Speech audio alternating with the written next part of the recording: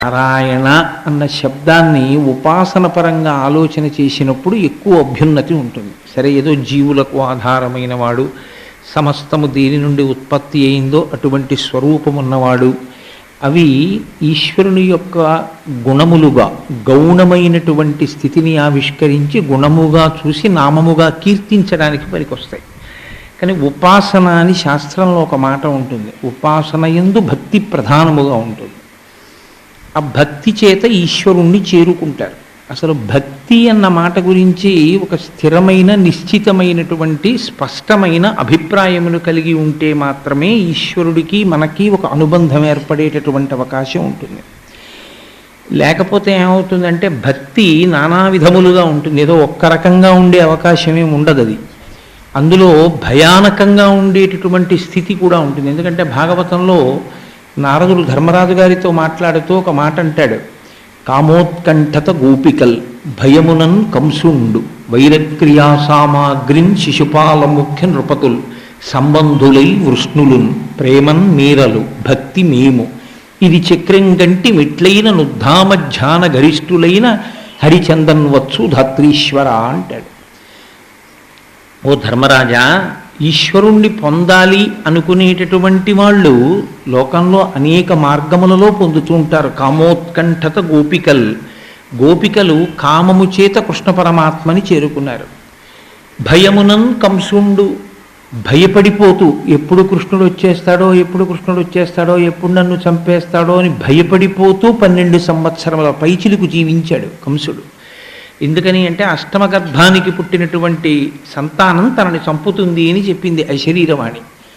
అంటే అష్టమ గర్భానికి పుట్టే పిల్లవాడు అంటే గర్భానికి కనీసం 18 నెలల వ్యవధానమున్న అతను బ్రతకగలిగినటువంటిది 12 సంవత్సరాలు.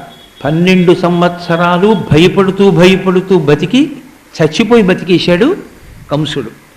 7 రోజులలో చచ్చిపోతావురా అంటే ఏమీ భయం లేదయా, 7 రోజుల్లో చచ్చిపోతానని నేను బెంగ పెట్టుకోవట్లేదు, కానీ ఈ 7 రోజులు ఏది వింటే నేను మళ్ళీ పుట్టనో నాకు ఆ కథ చెప్పమని సంతోషంగా విని శరీరాన్ని విడిచిపెట్టి మోక్షాన్ని పొందాడు పరీక్షిత్.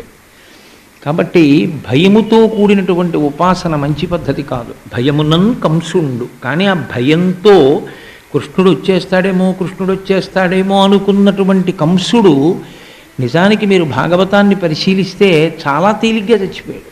ఆమంచాగ్రంబున నుండి రంగధరణీ మధ్యంబునన్ కూలి ఏ సంచారంబును లేక చిక్కి పడియున్న పంచత్వంబును పొందియున్న కుమతున్ కంజాక్షుడిచ్చన్ వడిన్ పంచాస్యంబు గజంబు నీడ్చు పగిదిన్ బహోబలోల్లాసియై అంటారు పోతన గారు. కేవలం ఆయన మంచం మీద కూర్చునుంటే చిన్ని కృష్ణుడు ఎగిరి ఆయన గుండెల మీదకి వెళ్ళాడు, అంతే, చచ్చిపోయాడు.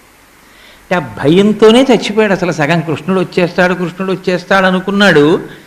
ఆ చిన్ని కృష్ణుడు మంచె మీదకి ఎగిరి అతని ఒళ్ళోకి వచ్చేటప్పటికే చచ్చిపోయాడు కంసుడు.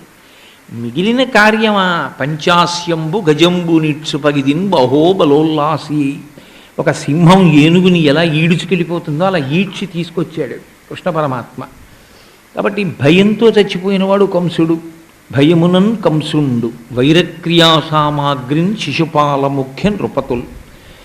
భగవంతుడితో విరోధం పెట్టుకుని ఆయనంతటి వాడు అంటూ శత్రుత్వం పెట్టుకున్నా కూడా మనసుకుండే లక్షణం ఏమిటంటే దాన్నే స్మరిస్తుంది. మనసు స్మరించాలి అంటే 2 ఆధారాలు ఉంటాయి. ఒకటి ప్రీతి, 2 అప్రీతి. నాకు చాలా ఇష్టమైన వస్తువుని నేను ఎలా స్మరిస్తానో నాకు చాలా శత్రుత్వం ఉన్న విషయాన్ని కూడా నేను అలాగే స్మరిస్తాను. ఎక్కడికి వెళ్ళనివ్వండి, వాడు హాయిగా ఉన్నాడు, వాడి పని పట్టాలరా అని మనస్సులో అదే కదులుతూ ఉంటుంది. శత్రుత్వము చేత స్మరణ ఉంటుంది, మిత్రత్వము చేత ప్రీతి చేత కూడా స్మరణ ఉంటుంది.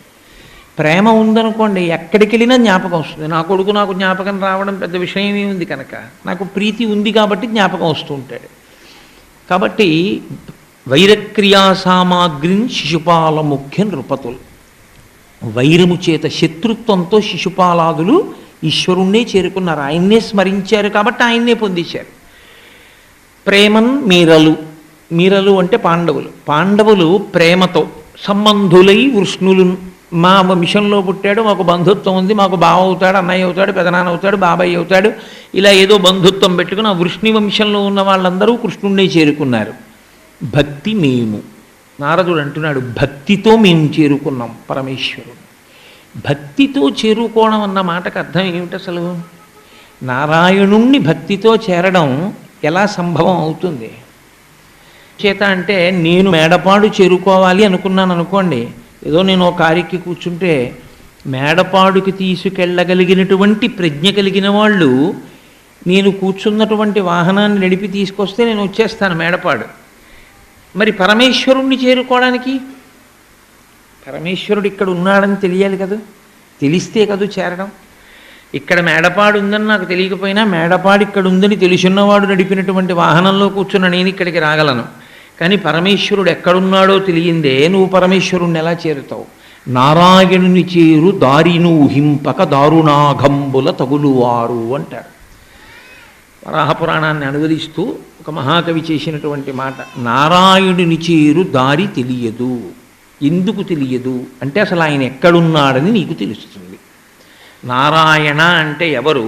నారాయణుణ్ణి ఎలా చేరడం అంటే, నారాయణ అంటే ఉపాసన రీత్యా చెప్పవలసి వచ్చినప్పుడు సమస్త శబ్దములు దేని యందు లయమైపోతాయో, సమస్త శబ్దములు దేని నుండి ఉత్పన్నమవుతాయో అదే నారాయణ. అంటే మీకు కొంచెం అయోమయంగా ఉందండి, మీరు చెప్పింది స్పష్టంగా మాకు అవగతం కాలేదు అంటారు మీరు, నాకు తెలుసు. నారాయణ అన్న మాటని కొంచెం జాగ్రత్తగా అర్థం చేసుకోవాల్సి ఉంటుంది. ఇప్పుడు ఒక అందమైన వస్తువు ఏదైనా కనపడింది అనుకోండి మీకు, ఇది ఎవరిదండి అని అడుగుతారు. ఒక ఇల్లు చాలా బాగుందనుకోండి, చాలా గొప్ప ఇల్లు కనపడింది, ఈ ఇల్లు ఎవరిదండి అంటారు. ఇల్లు ఎవరిదండి అన్న తర్వాత ఈ ఇల్లు కోటేశ్వరరావు గారిదండి అన్నారనుకోండి, ఎవరు కట్టారండి ఇలాగా, చాలా బాగా కట్టారు ఇదంతాను అంటారు. కట్టినవాడెవరు, ఎవరిది, ఈ రెండు ప్రశ్నలు అడుగుతాం మనం. ఓ కుర్చీ చాలా బాగా తయారు చేశారనుకోండి, ఎవరిదండి ఈ కుర్చీ అంటాం. కోటేశ్వరరావు గారిదండి అన్నాం. కోటేశ్వరరావు ఎవరితో చేయించారండి అని అడుగుతాం. ఎవరితో చేయించారు, ఎవరిది, ఈ రెండు ప్రశ్నలు మనం సాధారణంగా లోకంలో ఎప్పుడూ వేస్తూ ఉంటాం. తెలిస్తే ఎందుకు అభినందిస్తారు, మీరు సంతోషిస్తారు. ఓ కోటేశ్వరరావు గారిదా, కోటేశ్వరరావు మీకు చాలా మంచి కుర్చీ ఉందండి అంటారు. మీరు అలాంటి కుర్చీ చేయించుకోవాలనుకున్నారనుకోండి, నేను ఎవరితో చేయించుకున్నానని చెప్పానో ఆయన దగ్గరికి మీరు వెళ్ళి చేయించుకుంటారు కదూ. మీరు నారాయణ అన్న శబ్దాన్ని పరిశీలనం చేసేటప్పుడు కొన్ని విషయములను తెలుసుకుని ఉండవలసి ఉంటుంది అంటుంది శాస్త్రం. వ్యాఖ్యానం చేసిన పెద్దలు కొన్ని వేల పేజీలు చేశారు. నారాయణ అన్నిటి యందు ప్రవేశించి ఉంటాడు.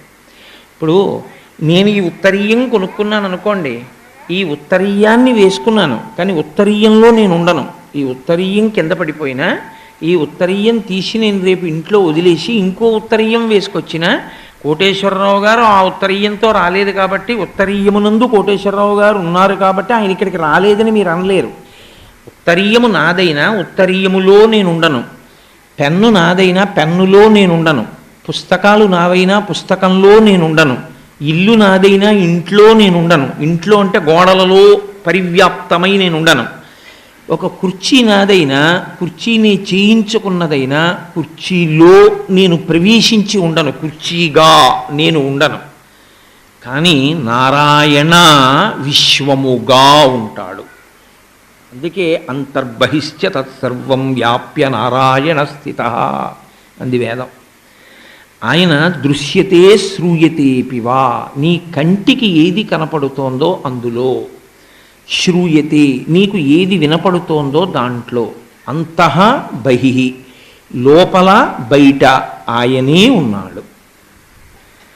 అయితే చిత్రం ఏమిటంటే, మనకి లోకంలో కనపడేటటువంటి వస్తువులు అన్నిటి యందు కూడా భిన్నములు ఉంటాయి. అంటే భిన్నములు అంటే ద్వంద్వావస్థలు కొన్నిటికి ఉంటాయి.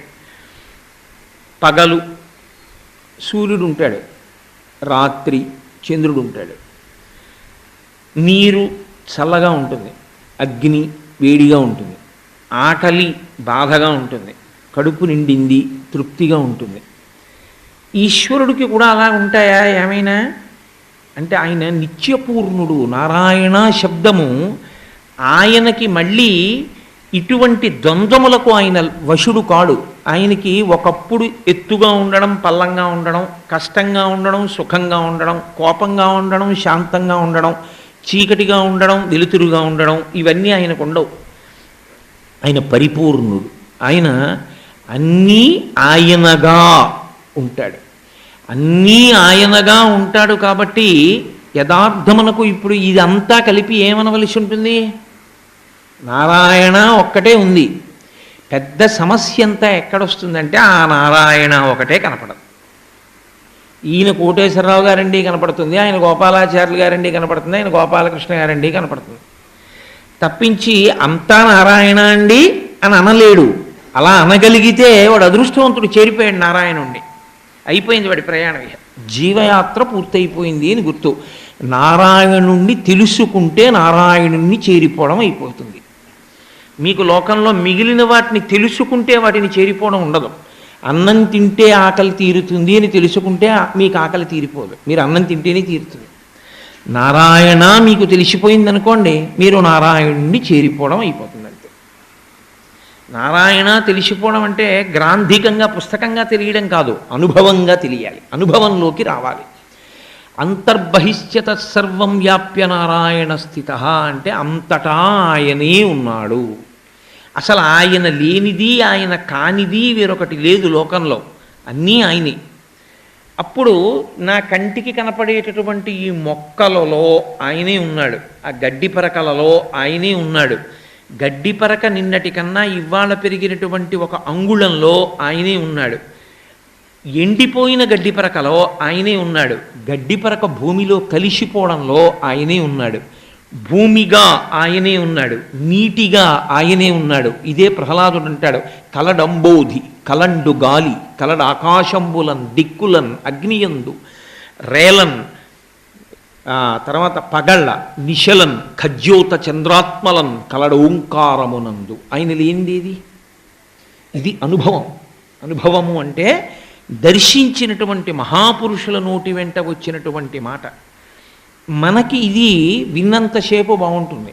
అనుభవంలో ఒకటే వస్తువు రెండుగా మారుతుంటుంది, దానిని మాయా అంటారు. నేను నువ్వు అంటుంటాడు. మీరు కొంచెం జాగ్రత్తగా గమనించండి, మీకు తెలిసిపోతుంది. నేను అన్నాను అనుకోండి, నాకు ఆకలేస్తోందండి అన్నాను అనుకోండి, నేను.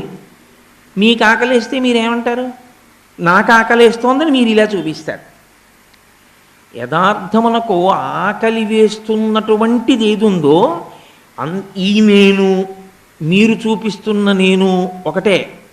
ఆ నేనుకి ఆకలేస్తోంది, ఈ నేనుకి ఆకలేస్తోంది. ఆ నేనుకి దాహం వేస్తోంది, ఈ నేనుకి దాహం వేస్తోంది. ఆ నేనుకి నిద్ర వస్తోంది, ఈ నేనుకి నిద్ర వస్తోంది. కానీ ఇక్కడ నేనంటాను, అక్కడ నువ్వు అంటాను. నేను అన్నం తిన్నాను, నువ్వు అన్నం తిన్నావా అంటాను. నా వరకు నేను, మీ వరకు మీకు మీరు నేను. కానీ మీలో ఉన్న నేను, నాలో ఉన్న నేను ఒక్కటే అని మనం అంగీకరించలేము. అక్కడ నారాయణ మనం ఎరుకలోకి రాదు. నేను నువ్వులోనే మనకి నారాయణ అనుభవంలోకి రాక జీవితాలు వెళ్ళిపోతాయి. దానివల్ల పునర్జన్మ వస్తూ ఉంటుంది. పునరపి జననం పునరపి మరణం పునరపి జననీ జఠరే శయనం ఇహ సంసారే బహుదుస్తారే. ఇది ఎవరు పోగొట్టాలి? కృపయాపారే పాహి మురారే. ఓ మురారి, నీ పాదములు పట్టుకుంటే ఈ అజ్ఞానాన్ని మాకు తీసేయాలి. తీసేస్తే నారాయణ మాకు అవగతం కావాలి. అన్ని ప్రాణులలో ఉన్నటువంటి నేనుగా ఉన్నవాడు వాడొక్కడే. ఇప్పుడు భక్తి అన్న మాటకు అర్థం ఎక్కడొస్తుందంటే అడుగుజాడలు అని పిలిచింది శాస్త్రం. అడుగుజాడ అంటే ఏమిటో తెలుసా అండి? వర్షం పడింది బయట, ఇప్పుడంటే ప్రతి చోట సిమెంటు చేస్తున్నారు. పూర్వం మట్టిగానేగా ఉండేవి ఇళ్ళు, ఆవు పేడతో అలికేవారు. దొంగ రాత్రి ఇంటికొచ్చి ఏదో ఇంట్లో ప్రవేశించి కొన్ని వస్తువులు దొంగిలించి వెళ్ళిపోయాడు అనుకోండి, మరునాడు ఉదయం ఏం చేసేవారంటే ఆ మట్టి మీద అడుగుజాడలు పడేవి. వీడు పెద్దవాడైనా పిల్లాడొచ్చాడా దొంగతనానికి అన్నది అడుగుజాడల్ని బట్టి గమనించేవారు. ఇప్పుడు ఆ అడుగు జాడల్ని తొక్కేయకుండా ఆ అడుగు జాడలు ఎటు వెళ్ళాయో దాన్ని బట్టి అవి ఏ ఇంట్లోకి వెళ్ళాయో, లేకపోతే ఏదైనా ఒక పాడుపడిపోయిన మేడలోకి వెళ్ళాయో గమనించి ఓ దొంగ ఇలా వచ్చి ఇలా వెళ్ళాడు అని గమనించేవారు. అడుగుజాడల్ని బట్టి దొంగ ఎక్కడున్నాడో మీరు పట్టుకోలేదు. దొంగ అంటే ఏమిటండి? దొంగ అన్న మాటకు అర్థం ఏంటంటే చేసినవాడు తెలియకపోవుట, దానికే దొంగ అని పేరు కాదు. ఎవడో ఒకడు చేశాడు ఏదో, కానీ వాడెవరో తెలియట్లేదు, వాడినే దొంగ అంటారు. తెలిసిపోయాడు అనుకోండి, వాడు దొంగ కాడియా. నా వాచి ఎవరో పట్టుకుపోయారు అనుకోండి. ఓసారి నా వ్యక్తిగత జీవితంలో అలాగే జరిగింది. నేను ఒకసారి ఇలా వాచి తీసి పెట్టి ముందు గదిలో అలా లోపలికి వెళ్ళాను. నేను ఇలా వచ్చి చూసేటప్పటికి వాచి లేదు. ఎదురుగుండా రోడ్డు మెట్లు ఎక్కితే మా ఇంట్లోకి వచ్చేసేయచ్చు. నేను వెంటనే వాచి లేదు కాబట్టి దొంగ పట్టుకుపోయాడు. నేను గబగబా రోడ్డు మీదకి వచ్చి దొంగేయడని చూస్తున్నాను. అప్పుడు నాకు ఎలా తెలుస్తుంది దొంగేయడని? వాచి పట్టుకెళ్ళిపోయిన వాడు ఆ ఎదురుగుండానే కూర్చుని ఉన్నా, నడుస్తున్నా, పరిగెడుతున్నా, నాకు దొంగని తెలుస్తుందా? ఎందుకంటే ఎవరు చేశాడో తెలియకపోతే వాడిని దొంగని పిలుస్తాం. అందుకే శాస్త్రంలో పరమేశ్వరుడికి ఉన్నటువంటి పేరేమిటో తెలుసా అండి? దొంగ. మీరు నన్ను నమ్మండి, నేను యథార్థం చెప్తున్నాను. పరమేశ్వరుడు విష్ణువు అని రెండు ఉండవు, బ్రహ్మం ఒక్కటే. ఆయన మీద యజుర్వేదం ఓ మాట చెప్తుంది, తస్కరాణాం పతయే నమో నమో అంటుంది. తస్కరాణాం పతి అంటే దొంగలకి దొంగ, పెద్ద దొంగ అని ఆయనకి పేరు. శ్రీ మహావిష్ణువుని గులు తిరిగిన దొంగ గూ గూ గూ, వీడు గుడిలోనే దాగేనే గూ గూ గూ అన్నాడు అన్నమాచార్యుల వారు. ఈయనకి దొంగ పేరుంది, ఆయనకి దొంగ పేరుంది. సరే, వెన్న దొంగ అన్న పెద్ద పేరు ఈయనకి ఉంది. ఇద్దరూ దొంగలే. ఇద్దరూ దొంగలు ఎందుకు అయ్యారో తెలుసా అండి? చేసినవాడు కనపడడు. అంటే ఈ ఇల్లు ఎవరు కట్టారండి అంటే ఓ తాపీ మేస్త్రి కనపడతాడు మీకు. ఆ తాపీ మేస్త్రి దగ్గరికి వెళ్ళి ఏం పెట్టి కట్టావా అని అడిగారు అనుకోండి. ఏం పెట్టి కట్టావంటే, ఏమంటే సిమెంట్ తెచ్చాను, నీళ్లు పోసాను, ఇసుక వేశాను, మూడు కలిపాను, అడుసు తయారైంది, ఓ తాపీ పట్టుకుని కట్టాను. ఇసుక ఎక్కడ తయారైందయా? నా మొహం నాకే తెలుస్తుందండి. ఇసుక ఎక్కడ అయిందంటే యజమాని తెచ్చుకున్నాడు ఎక్కడో బండిలో. ఎక్కడ తెచ్చారండి ఇసుక అన్నారనుకోండి. ఏదో వశిష్ఠ పాయి దగ్గర ఇసుకంతా తవ్వి పక్కన పోసారండి, అక్కడికి వెళ్ళి ఒక ట్రాక్టర్తో తెచ్చుకున్నాను. వశిష్ఠ పాయలోకి ఇసుక ఎలా వచ్చిందండి అని అడిగారు అనుకోండి. నువ్వు ఇల్లు కట్టుకుంటే కట్టుకోలేకపోతే మానే, కానీ ఇసుక ఎక్కడి నుంచి వచ్చిందంటే మేము ఎక్కడ చెప్తా ఉంటాం కాదు. మీరు బాగా లోపలికి వెళ్ళి చూస్తే అసలు ఈ ఇసుక తయారు చేసిన వాడు ఎవరు? ఈ నీళ్లు తయారు చేసిన వాడు ఎవరు? ఇక్కడ దాహం వేసేట్టు చేసిన వాడు ఎవరు? నీళ్లు పోస్తే దాహం తీరేట్టు చేసిన వాడు ఎవరు? లోపలికెళ్ళిన నీళ్లు పాడైతే ఆ నీళ్లు కింద నుంచి వెళ్ళిపోయేటట్టు చేస్తున్నవాడు ఎవరు? ఇవన్నీ చేసినవాడు మీకు ఎప్పుడన్నా కనబడ్డా? మీరు ఎప్పుడన్నా చూశారా? మీ శరీరం పుట్టినప్పుడు పసిపిల్లలు ఎలా ఉంటారో అలాగే ఉంటుంది. ఎవరి శరీరం అయినా అంతే, మనందరి శరీరాలు. ఆ శరీరాలు ఇప్పుడు ఎంత పెద్ద శరీరం అయిపోయింది. ఒకప్పుడు మా అమ్మగారి ఒళ్ళో నేను పడుకుంటే మా అమ్మగారి రెండు మోకాళ్ళ మధ్యలోకి కూడా సరిపోనంత ఉండేవాడిని. అదే ఇప్పుడు నేను ఒకప్పుడు పెద్దవాడినై మా అమ్మగారి శరీరంతో ఉన్న రోజుల్లో మా అమ్మగారి కన్నా నేను పొడుగ్గా ఉండేవాడిని. అంటే నేను అంత పసిపిల్లవాడిగా ఉన్నవాడిని ఇంత పొడుగ్గా మారేటట్టుగా చేసిన వాడెవరో వాడు నాకు కనపడ్డా ఎప్పుడైనా? ఎవడో ఉండాలి. అన్నం తిన్న అన్నానికి రెండు చేతులు సమానంగా పెరిగేటట్టు చేశాడు. ఓ చెయ్యి ఎక్కువ పొడుగు, ఓ చెయ్యి తక్కువ పొడుగు ఉండవు. చేసి నిద్రపోతే తెల్లవారేటప్పటికి అది జీర్ణమైపోయిన తరువాత మిగిలిపోయినటువంటి పిప్పిని సిద్ధం చేసి, అబ్బాయి ఈ లోపల పిప్పిని బయటికి పంపించెయ్యి అని చెప్పి సంవరణీ కండలములు సడలిపోయేటట్టుగా చేసి, లోపల ఉన్నటువంటి మలం బయటికి వెళ్ళిపోయేటట్టుగా శరీరావయవముల నిర్మాణము చేసినటువంటి ప్రజ్ఞాశాలిని మీరు ఎక్కడైనా చూశారా?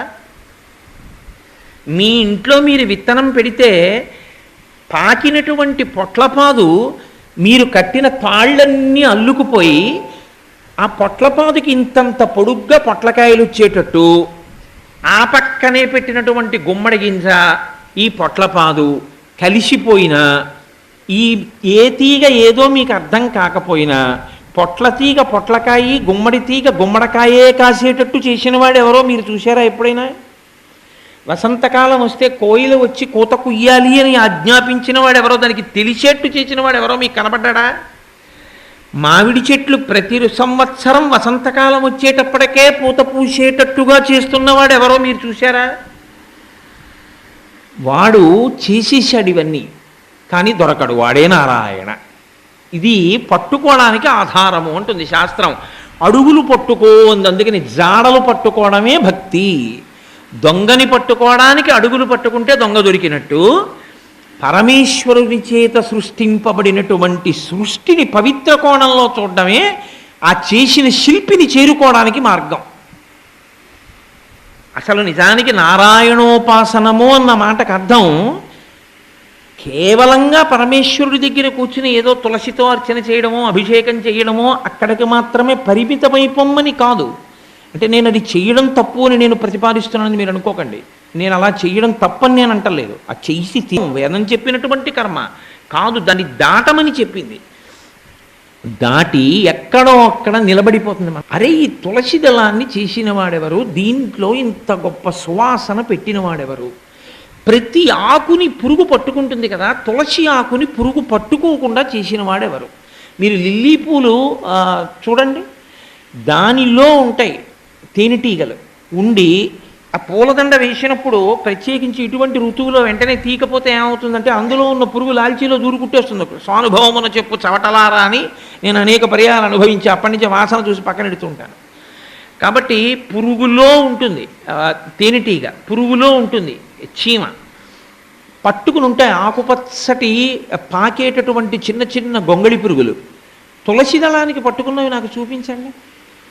తులసి దళాన్ని ఇవి పట్టుకోవాలాగా.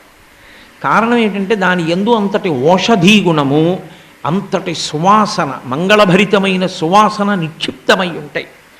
ఆకు ఇలా నలిపి మీరు వాసన చూడండి, తులసాకు ఎంత సువాసన. ఎవరు పెట్టారు దాన్ని తులసాకులో అంత గొప్పతనాన్ని? వాడు దొరకడు. వాణ్ణి చూడాలనేటటువంటి తాపత్రయం మీకు కలిగిందనుకోండి, దొంగని పట్టుకోవడానికి దొంగ అడుగులు ఎలా ఆధారమో, ఇవన్నీ చేసిన నారాయణుణ్ణి పట్టుకోవడానికి ఆధారం ఈ సృష్టియే ఆధారము. దీన్నే పట్టుకోవాలి మీరు, దీన్నే పట్టుకుని నారాయణుని చేరాలి. అలా చేరడం చేతకాక అయోమయావస్థకి లోనైతే దారుణాఘంబుల తగలువారు. వాడికి పాపం పట్టుకుంటుంది, వాడికి పుణ్యం పట్టుకోదు, వాడికి మార్గం తెలియదు. ఎందుకు తెలియదు అని నేను అంటున్నానంటే, మీరు చూడండి, మీ అందరికీ బాగా అనుభవంలో ఉన్న విషయమే. కత్తిపూడి అని ఒక ఊరు. ఆ కత్తిపూడి దగ్గర మీరు ఆ బోర్డుకి ఎదురుకుండా నించుంటే కుడి పక్కకి వెళ్ళిపోతే అన్నవరం, ఎడం పక్కకి వెళ్ళిపోతే జగ్గంపేట. అక్కడ బోర్డు కనపడింది అనుకోండి, ఇలా చూపించి అన్నవరం 30 కిలోమీటర్లు, జగ్గంపేట 30 కిలోమీటర్లు అని కనపడింది అనుకోండి. ప్రాణం లేని ఆ బోర్డును నమ్ముకుని నేను వెళ్ళడం ఏమిటండి? నా బుద్ధిని నమ్ముకుని నేను ఎడతాను. నాకెందుకో అన్నవరం ఇటే ఉందనిపిస్తోందని చెప్పి 30 మైళ్ళు నడిచాడు. అన్నవరంకి దగ్గరయ్యాడా? అన్నవరంకి ఇంకో 30 మైళ్ళు దూరం అయ్యాడా? ఇంకో 30 మైళ్ళు దూరం అయ్యాడు. ఎందుకంటే వెళ్ళవలసిన మార్గంలో వెళ్ళలేదు, నడవలేదా? నడిచాడు. ఇంకొక ఆయన బోర్డు ఇటు చూపిస్తోందో అటే నడిచాడు 30 మైళ్ళు. ఆయన అన్నవరం కొండ కిందకి చేరిపోయాడు, సత్యనారాయణ స్వామి పాదాలని చేరిపోయాడు. ఇంకొక ఆయన నడిచాడు, కానీ ఎటు నడవాలో అటు నడవలేదు.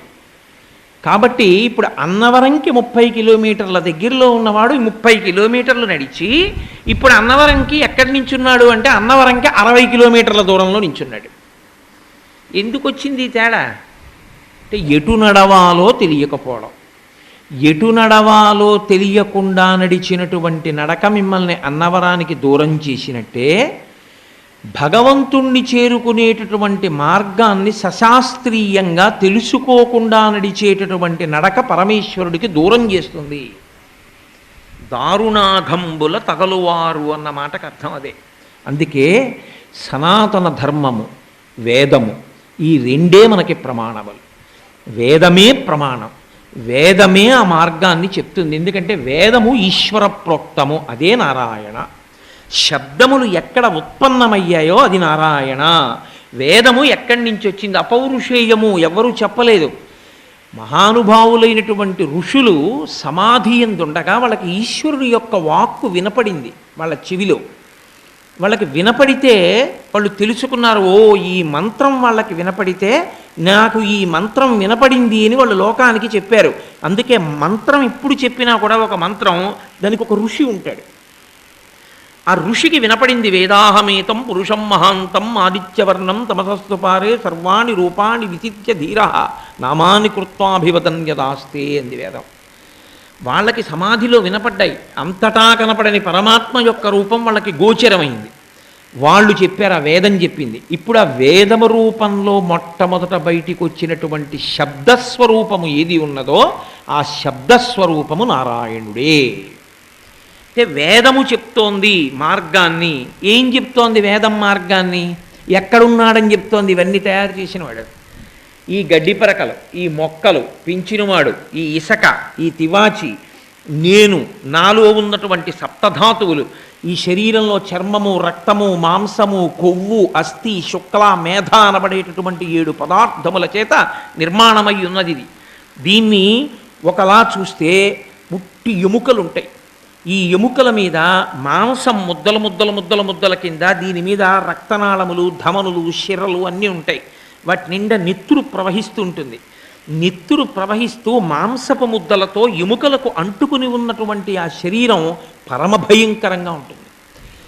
దానిలోనే మేధ అంటే జ్ఞాపక శక్తి, ఆలోచన చేయించగలిగినటువంటి ద్రవం ఈ మెదడులు ఎందుకు తిరుగుతూ ఉంటుంది. ఈ మధ్యనే నాతో మా ఆఫీసులో పనిచేసే ఒక ఆయన భార్యకి ఆ మేధాజలము అని మనకి శాస్త్రం ఏం చెప్తుందో అది ఆవిరైపోయింది, అది ఎండిపోయింది. ఎగిరిపోతే ఆవిడకేం తెలియలేదు, ఆవిడ అలా ఉండిపోయారు అంతే. అలా ఉండిపోతే ఆవిడికి తీసుకెళ్ళి నిప్పు కణిక పెట్టినా ఇంకా ఆవిడికి తెలియలేదు. మేధ అన్నది పరమేశ్వరుడు దీని లోపల తయారు చేసి అందులో పెడతాడు. మెదడు పెట్టి జ్ఞాపకం పెట్టుకోగలిగిన శక్తి, అలాగే విస్మరణ అంటారంటే మరిచిపోగలిగిన శక్తి, రెండూ పెడతాడు దాని మీద. మీకు జ్ఞాపకం ఉందో లేదో, పూర్వం టేప్ రికార్డర్స్ అని ఉండేవి, అందులో ఆడియో క్యాసెట్స్ అని ఉండేవి, టేప్స్ ఉండేవి. అందులో ఏదో మీకు నచ్చిన సినిమా పాటలు రికార్డ్ చేయించుకుని కొన్నాళ్ళు పోయిన తర్వాత ఇంకో సినిమా వస్తే ఆ పాటలు బాగున్నాయి అనుకుంటే ఈ క్యాసెట్ పెట్టి మళ్ళీ ఆ పాటలు పెట్టేస్తే ఈ పాటలు పోయి ఆ పాటలు రికార్డ్ అయిపోతాయి. సూపర్ ఇంపోజిషన్ అంటారు. ఇది పోయి అది వస్తుంది. పరమేశ్వరుడు మనిషి బ్రతకలేడని మేధకి 2 లక్షణములు పెడతాడు. ఒకటి స్మరణ, జ్ఞాపకముంచుకోగలిగిన ప్రజ్ఞ. రెండవది విస్మరణ, విడిచిపెట్టగలిగిన ప్రజ్ఞ. కేవలం పట్టుకోవడమే దానికి అలవాటైందనుకోండి, అమ్మ చచ్చిపోయిన రోజున ఉన్నటువంటి బాధని మరుపన్నది లేదనుకోండి, ఇక వీడు బతకలేడు.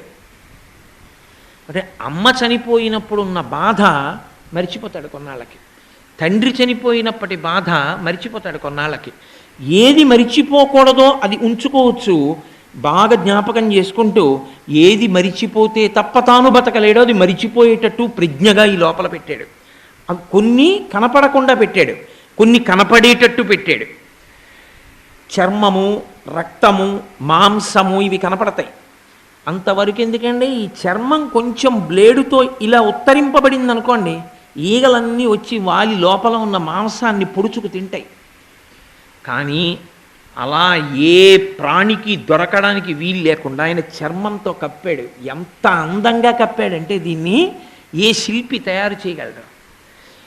నేను నాకు తగినట్టు బట్ట కుట్టించుకున్నప్పుడు జాగ్రత్త తీసుకోకపోతే కూర్చున్నప్పుడో నించున్నప్పుడో చిరిగిపోతుంది, బాగా పట్టుకుని ఉంటే.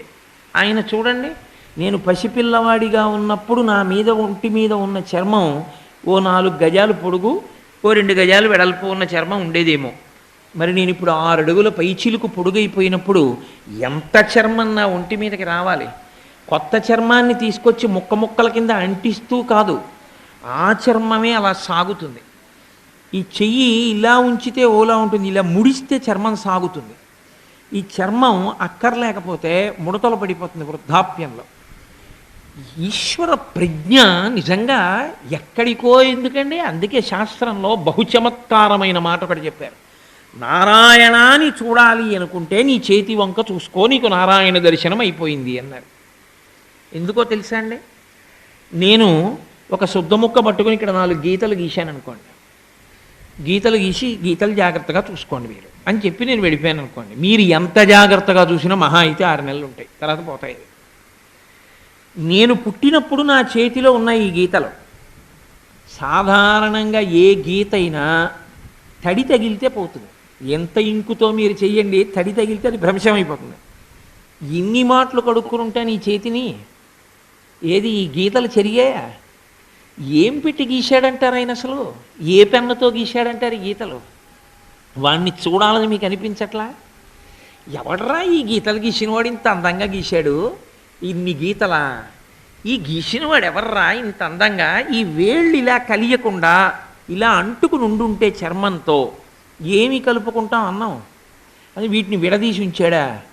ఈ నాలుగింటికి మళ్ళీ గమ్మత్తు చూడండి, ఈ నాలుగు దీనితో కలిస్తేనే శక్తి, ఈ నాలుగు కలిపి ఏమీ చేయలేవు, నాలుగు కలిపి ఏమీ పట్టుకోవు, ఈ నాలుగు దీంతో కలిస్తేనే శక్తి, ఈ రెండు కలిస్తే పట్టు, ఈ రెండు కలిస్తే పట్టు, ఇలా మూడు కలిస్తే పెన్నం, ఇలా పట్టుకుంటే తాడు పట్టుకోగలరు, ఇలా పట్టుకోండి ఇది లేకుండా ఈ పట్టు ఉండదు.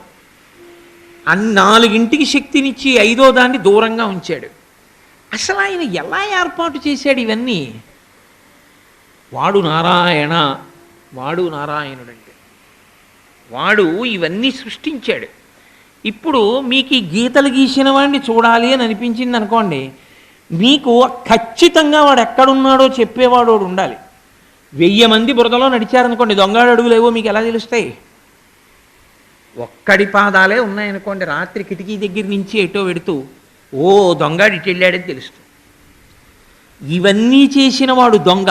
ఎందుకంటే గీసేశాడు కనపట్టలేదు, పెంచేశాడు కనపట్టలేదు, లోపల పదార్థం ఖాళీ అయిపోయిందని ఆకలే ఇస్తున్నాడు కనపట్టలేదు, తింటే చాలరా ఇంక ఇంక పెట్టకరా ఇంక సరిపోతోందని కడుపు నిండిపోయిందని త్రేణుపు రూపంలో చెప్తున్నాడు కనపడ్డం, దాహం వేస్తోందిరా లోపల నీళ్ళు అయిపోయాయని దాహం రూపంలో చెప్తాడు కనపడడం, నీళ్లు పోస్తే ఒరే దాహం తీరిపోయింది కడుపు నిండిపోయింది ఇంకా తాక్కరా అని చెప్తాడు కనపడ్డం.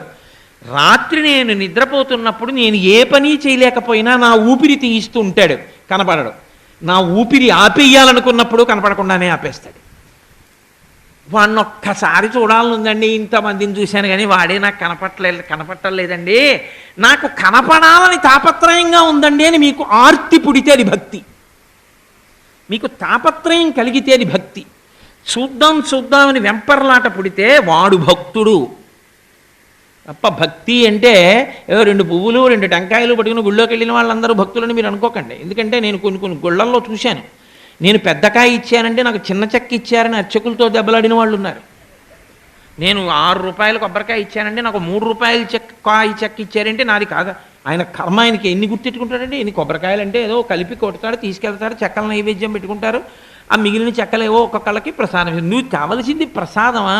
నువ్వు పట్టుకెళ్ళిన చెక్క నీ పేరు చెక్కించుకుని ఇవ్వాలంటే ఇంకా కొబ్బరికాయకి 2 వైపులా. కొబ్బరికాయ మీదే అంత వ్యామోహం ఉన్న నీకు నారాయణ దర్శనం అవుతుందా? నీకు నారాయణుని గురించి తెలుసా? అదే దూరం జరగడం అంటే. కొబ్బరికాయ పట్టుకెళ్ళాడు కానీ ఎవరికి పట్టుకెళ్ళినట్టు? ఈశ్వరుడికా? రేపు శనివారం కొబ్బరికాయ కొడతానంటాడు, శుక్రవారం రాత్రే భార్యతో అంటాడు రేపు కొబ్బరికాయ మామిడికాయ పచ్చడి చేయబోయే బాగుంటుందంటాడు. ఈశ్వరుడికి ఎందుకు అది? నువ్వు ఎప్పుడో నిర్ణయించుకున్నావు ఆ కొబ్బరి మామిడి కలిపి పచ్చడి చేసుకుని తిందామని. అది కొట్టి ఆయనకి పెట్టేంతసేపు కూడా ఆయనకి పెట్టాలన్న ధ్యాసే నీకు లేదు, ఇంకా ఆయన నీకు కనపడతాడా? నీకెందుకు నారాయణుడు? నీకు తాపత్రయం ఏది అసలు? పనికి మాలిన వాటిని చూసినప్పుడల్లా ఇది ఎవరు కట్టించారండి అంటావు. తాజ్మహల్కి వెళ్తాడు, చూస్తాడు, ఇది ఎవరు కట్టించారండి అంటాడు. షాజహాన్ కట్టించాడు. అబ్బా ఎంత బాగా కట్టించాడండి, ఆయనే షాజహాన్, ఫోటో చూడండి అన్నారు అనుకోండి, వెళ్ళి ఇలా చూసి భలే ఉన్నాడండి అంటాడు. కృష్ణదేవరాయల వారు కట్టించారండి అని కృష్ణదేవరాయల వారు పట్టాభిషేకం చేసుకున్న సంవత్సరాన్ని 1 సంవత్సరం పాటు ఉత్సవాలు చేస్తుందో పెద్ద దేవస్థానం. అసలు ఈ బ్రహ్మాండాల్ని సృష్టించినటువంటి వాడికి అంత గొప్ప ఉత్సవాలు చేద్దామన్న తాపత్రయం వాళ్ళకు ఉందో లేదో నాకు తెలియదు. కాబట్టి నారాయణ అంటే ఎక్కడ వెతుకుతావు నారాయణ అని? నీ చేతి గీతలు చాలదా నువ్వు చూసుకుని ఆయన్ని చూద్దాం అనిపించడానికి? బాగా ఉపాసనలో కిందకి రావడం అని ఓ మాట ఉంటుందంటే, పట్టుకోవడానికి ప్రయత్నం చేసేటప్పుడు ఎంత కిందకైనా నువ్వు రావచ్చు ఆర్తితో. ఆ ఆర్తితో కిందకొస్తే నువ్వు నారాయణుణ్ణి గురించి వెతుకులాడ్డం మొదలుపెట్టావు అని గుర్తు. నేనెక్కడుంటాను అన్నది మీకు తెలుసు అనుకుంటే పొరపాటు. ఎందుకనంటే మీరేమనుకుంటారు, కోటేశ్వరారంటే కాకినాడలో ఏదో ఫలానా అపార్ట్మెంట్లో ఉంటారండి, రేపు ఉదయం 8 గంటలకి మీరు వచ్చారనుకోండి, నేను అక్కడ ఉండాలని ఏం లేదు. రేపు ఉదయం 8 గంటలకి నేను ఇవాళ పొద్దున్న పెళ్ళి అయిపోయినటువంటి ఒక జంటను ఆశీర్వచనం చేయడానికి రామారావుపేట ఎడతానని నాకే తెలుసు. రేపు ఉదయం 8 గంటలకు ఎక్కడ ఉంటాను? నేనెక్కడుంటానో నాకు తెలుస్తుందా? నేనెక్కడ ఉంటానో మీకు తెలుస్తుందా? నేనెక్కడుంటానో నాకే తెలుస్తుంది. అలాగే ఈ బ్రహ్మాండములనన్నింటినీ నిర్మాణం చేసి దానిలోనే దూరిపోయి ఉండిపోయిన వాడు ఉన్నాడే, నేను బల్ల చేస్తే బల్లలో దూరను, కుర్చీ చేస్తే కుర్చీలో దూరను, పంచె కొనుక్కుంటే పంచెలో దూరిపోలేను. కానీ నారాయణుడికి ఉన్న లక్షణం ఏమిటంటే ఇవన్నీ చేసి అందులో దూరి ఉన్నాడు. అంతర్బహిష్యతర్సర్వం వ్యాప్య, విష్ణుతత్వమనకు వ్యాపకత్వమే, అంతటా నిండిపోయాడు. మరి కనపడ్డేమండి అంటే ఎక్కడుంది వెన్న? నెయ్యి ఎక్కడుంది? పాలలోనే ఉంది. కనపడుతోందా నీకు? ఏమంటే నెయ్యి ఎక్కడి నుంచి వస్తుందండి అని నన్ను అడిగారు అనుకోండి, పాలలోంచి వస్తుందండి అని చెప్తాను. లేదా మజ్జిగలోంచి వస్తుంది. మజ్జిగ ఎక్కడి నుంచి వస్తుందండి? పెరుగు చిలికితే వస్తుంది. పెరుగు ఎక్కడి నుంచి వస్తుందండి? పాలు తోడు పెడితే వస్తుంది. పాలేవండి ఇవే. ఏమండి పాలల్లో నెయ్యి ఏదండి? మరి కనపడదు. మరి నెయ్యి కనపడాలంటే నువ్వు పాలు కాయాలి, తోడు పెట్టాలి, పెరుగవ్వాలి, కవ్వం పెట్టాలి, చిలకాలి, మజ్జిగ చెయ్యాలి, అందులోంచి వెన్న తీయాలి, కాయాలి, నెయ్యి వస్తుంది. నెయ్యి మాత్రం పాలలోనైనా ఉంది, ఉండబట్టేగా వచ్చింది. మరి ఉన్నది ఎందుకు కనపడలేదు అంటే నీ ఇంట్లో ఉన్న పాలకొండలోని నెయ్యే నీకు కనపడింది. ఈ బ్రహ్మాండమంతా నిండిపోయి వ్యాపకత్వంలో ఉన్న విష్ణువు నీకు కనపడతాడా అంత తొందరగా? ఒక్క లీటరు పాలు అంత సాధన చేస్తే కానీ నెయ్యి కనపడలేదా? ఈ బ్రహ్మాండమంతా నిండిపోయిన వాడు కనపడడానికి నువ్వు ఎంత సాధన చేయవలసి ఉంటుంది? అది భక్తి. వెంపర్లాడాలి, అయ్యా నువ్వు కనపడవయ్యా, కనపడవయ్యా, కనపడవయ్యా అని అడగాలి. కనపడవయ్యా, కనపడవయ్యా అంటే అప్పుడు ఆయన మార్గం చెప్తాడు. ఓరిపిచ్చాడా, తెలియక ఇన్నాళ్ళు తిరిగావు కదూ, అవి కాదు మార్గాలు. నాణ్యపంథాయనాయ విద్యతే, ఇంకొక మార్గం లేదని తెలుసుకో, ఇది ముందు చెప్తాడు. అందుకే మనం పూజ అంతా చేసేటప్పుడు కూర్చుంటాం, మంత్రపుష్పానికి నిలబడతాం. ఎందుకంటే అక్కడ సత్యప్రకటనం అవుతుంది. లేచి నిలబడి చేత్తో పువ్వు పట్టుకుని ఓ మాట చెప్తారు, అయ్యా బాగా తెలుసుకోండి, ఈశ్వరుడు మీ ఎదురుగుండా ఉన్నాడు, పూజ చేశాను అనుకున్నారు కదా, అక్కడ కాదండి. అది ఈశ్వరుడు అయితే మరి మీరు విడిచిపెట్టి ఆఫీస్కి వెళ్ళిపోయినప్పుడు ఈశ్వరుడు లేడా హమీలో? కాదురా, అది ఈశ్వరుడు, ఇది నువ్వు కాదు. ఎక్కడుందో తెలుసా? నేను చెప్పేస్తాను ఇప్పుడు, జాగ్రత్తగా పట్టుకో. ఇలా కాకుండా ఇంకోటి కూడా ఏమైనా ఉందేమో, ఇంకెవరి దగ్గరికన్నా వెళ్ళి తెలుసుకోవచ్చు అనుకుంటున్నావేమో. ఇంకో మార్గం లేదు అసలు తెలుసుకోవడానికి. నాణ్యపంథాయనాయ విద్యతే అంటూ సహస్రశీర్షం దేవం విశ్వాక్షం విశ్వచంభువం. సహస్రాక్ష అంటే ఏదో 1000 కన్నులు 1000 తలకాయలు అని కాదు. సంస్కృతంలో సహస్రం అంటే అనంతం. ఇన్ని రూపాలుగా ఉన్నవాడు వాడే. ఇన్ని రూపాలుగా ఉన్నవాడు ఒక రూపంతో నాకు కనపడాలంటే, చేసినవాడు ఎవరో వాడు నాకు దొరకాలంటే ఎక్కడున్నాడో తెలుసా? ఎక్కడున్నాడు? నీవారసూకవత్తన్వి పీతాభాస్వత్యనూపమా. వడ్డు గింజ పెట్టి గీరితే మొన తగిలితే ఎలా ఉంటుందో అలా ఈ లోపల దాక్కునున్నాడే వాడు ఈ బయటవి కనపడేటట్టు చేస్తాడు. తను నిర్మించిన వాడు ఈ లోపలే ఉన్నాడు. వీడిని చూడ్డానికి ఈ కంటికి లోపలికి తిరిగి చూడడం రాదు. వాడు అలా పెట్టలేదు వ్యవస్థ. కాబట్టి ఇప్పుడు ఈ కంటితో వాడు చేసినవి కనపడతాయి. చేసినవాడు కనపడాలంటే ఈ లోపలికి చూడడం రావాలి. ఈ లోపలికి చూడడం అంటే ఏదో కత్తి పెట్టి కోసుకుంటే కనపడుతుందా అండి అంటే అలా కనపడదు. మరి ఎలా కనపడుతుంది? హృదయ గుహలోకి వెడితే వాడు కనపడతాడు, తేజోరూపముగా కనపడతాడు. కనబడిన వాడిని ఏ పేరు పెట్టి నీవు పిలువు, వాడికి ఏం అభ్యంతరం లేదు. స బ్రహ్మ స శివ సహరిశ్రేంద్ర సోక్షర పరమస్వరాట్ రాజాధిరాజాయ ప్రసజ్య సాహినే. రోజు చెప్పట్లా మంత్రపుష్పంలో మీరు? వాడిని మీరు ఏ పేరు పెట్టి పిలవండి, వాడి లక్షణం అంతే. మీరు ఏ పేరు పెట్టి పిలవకపోండి, వాడి లక్షణం అంతే. నీళ్లు ఎప్పుడు పుట్టాయి? ఎప్పుడు పుడితే మీకెందుకండి? ఎప్పటి నుంచి ఇప్పటి వరకు ఎప్పటికీ నీళ్ళు ఏం చేస్తాయంటే దాహం తీరుస్తాయి. రామకృష్ణ పరమహంస ఓ మాట చెప్తారు. ఓ చెరువు దగ్గరికి దాహం వేసిన వాళ్ళు 4 వెళ్ళి ఓ ఒడ్డు నుంచి ఒక ఆయన యువతల వైపు నుంచి నీళ్లు తాగి, అబ్బా వాటర్ ఈజ్ వెరీ వెల్ అన్నాడు. వాటర్ ఈజ్ క్వైట్ టేస్టీ, నీళ్లు చాలా రుచిగా ఉన్నాయండి. ఇది వాటర్ అన్నాడు ఆయన. వాటర్ అన్నాడు కదా అని చెప్పి దాహం తీర్చడంలో ఏమైనా తేడా ఉంటుందా? ఉండదు. ఇంకొక ఆయన అటువడ్డికి వెళ్ళి పానీ తాగుతున్నానన్నాడు, ఏమైనా మార్పు ఉంటుందా? ఇంకొక ఆయన ఇంకొక ఒడ్డుకి వెళ్ళి నిలబడి ఆక్వా తాగుతున్నానన్నాడు, ఏమైనా మార్పు ఉంటుందా? ఇంకొక ఆయన సంస్కృతం నేర్చుకున్న ఆయన వచ్చానన్నాడు, నేను ఇదిగో ఈ జలం తాగుతున్నాను అన్నాడు, ఏమైనా మార్పు ఉంటుందా? జలం అన్నవాడికి దాహమే తీరింది, వాటర్ అన్నవాడికి దాహమే తీరింది, ఎక్వా అన్నవాడికి దాహమే తీరింది, పానీ అన్నవాడికి దాహమే తీరింది, అసలు ఏమీ అనకుండా తాగిన వాడికి దాహమే తీరింది. సగుణోపాసన కానీ నిర్గుణోపాసన కానీ బ్రహ్మమే. భగవద్గీత 12వ అధ్యాయంలో ఏత్వక్షరమనిర్దేశ్యం అవ్యక్తం పర్యుపాసతే సర్వత్ర గమచింత్యంచ కూటస్థమచలం ధ్రువం అంటాడే.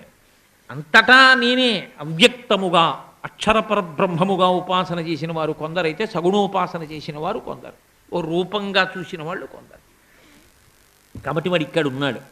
ఇక్కడ ఉన్నవాడిని ఎప్పుడు చూడలేనండి, చాలా కష్టమండి, నా జన్మ సరిపోదండి అంటావా, అందులోకి వచ్చి కూర్చున్నాడు. దొంగ ఎప్పుడు దొరుకుతాడండి? ఇంకా పారిపోవడానికి పెరటి త్రోవ లేనప్పుడే దొరుకుతాడు మీకు కాదు. ఇప్పుడు పరిగెత్తి పరిగెత్తి పరిగెత్తి పరిగెత్తి ఆయన దాటేయడానికి వెనకాల తలుపు ఉందనుకోండి, దొరకడం మీకు ఆ తలుపులోంచి వెళ్ళిపోతూ ఉంటాడు. మీరు పరిగెత్తి పరిగెత్తి అతను తెలియక ఏదో వెనక తలుపు లేని గదిలోకి వెళ్ళిపోయాడు అనుకోండి, మీరు ముందు గదిలోకి వెళ్ళడమో లేకపోతే తలుపు వేసేసారనుకోండి, అందులోనే ఉంటాడు అంతే, ఇక బయటికి రాలేడు. అందుకే ఇక్కడున్న దొంగ అంటే దొంగ కాదు నా ఉద్దేశ్యం, ఇవన్నీ చేసి కనబడకుండా దాక్కున్న వాడిని ఇక్కడ చూడలేకపోతే అక్కడ చూడమంది శాస్త్రం. అందుకే పెరటి తలుపు ఉండదు గర్భాలయానికి, ఎందుకంటే ఆయన అక్కడే కూర్చుంటాడు. ఇక్కడ ఎలా కూర్చుంటాడో అక్కడ అలా కూర్చుంటాడు. కాబట్టి గులు తిరిగిన దొంగ గూ గూ గూ, వాడు గుడిలోనే దాగేనే గూ గూ గూ, వాడు ఇదిగో ఇక్కడ దాక్కున్నాడయా అన్నాడు అన్నమాచార్యులు వారు. అందుకే ఆయనకి నారాయణ అర్థమైంది. అది ఎవరికి అర్థమైందో వాడంత పరవశించి వీడే దొంగ అన్నాడు. మనం అలా అనడానికి భయం, మనకు అసలు ఆ ఆలోచన రాదు. ఇక నారాయణ మనకేమర్థం ఉంది, ఇక మహిమ మాట పక్కనెట్టండి, ఇంకెలా అర్థం అవుతుంది? అసలు నారాయణ అన్నది తెలియాలి అంటే వాడు చేసినవి చూసి వాడిని చూడాలన్న తాపత్రయం మీకుంటే వాడిని చూడడానికి రెండే మార్గాలు. ఇక్కడన్నా చూడాలి, ఇక్కడ చూడలేకపోతున్నానన్న వెంపర్లాట ఎక్కువైపోతే అదిగో అక్కడికి వెళ్ళన్నా చూడాలి.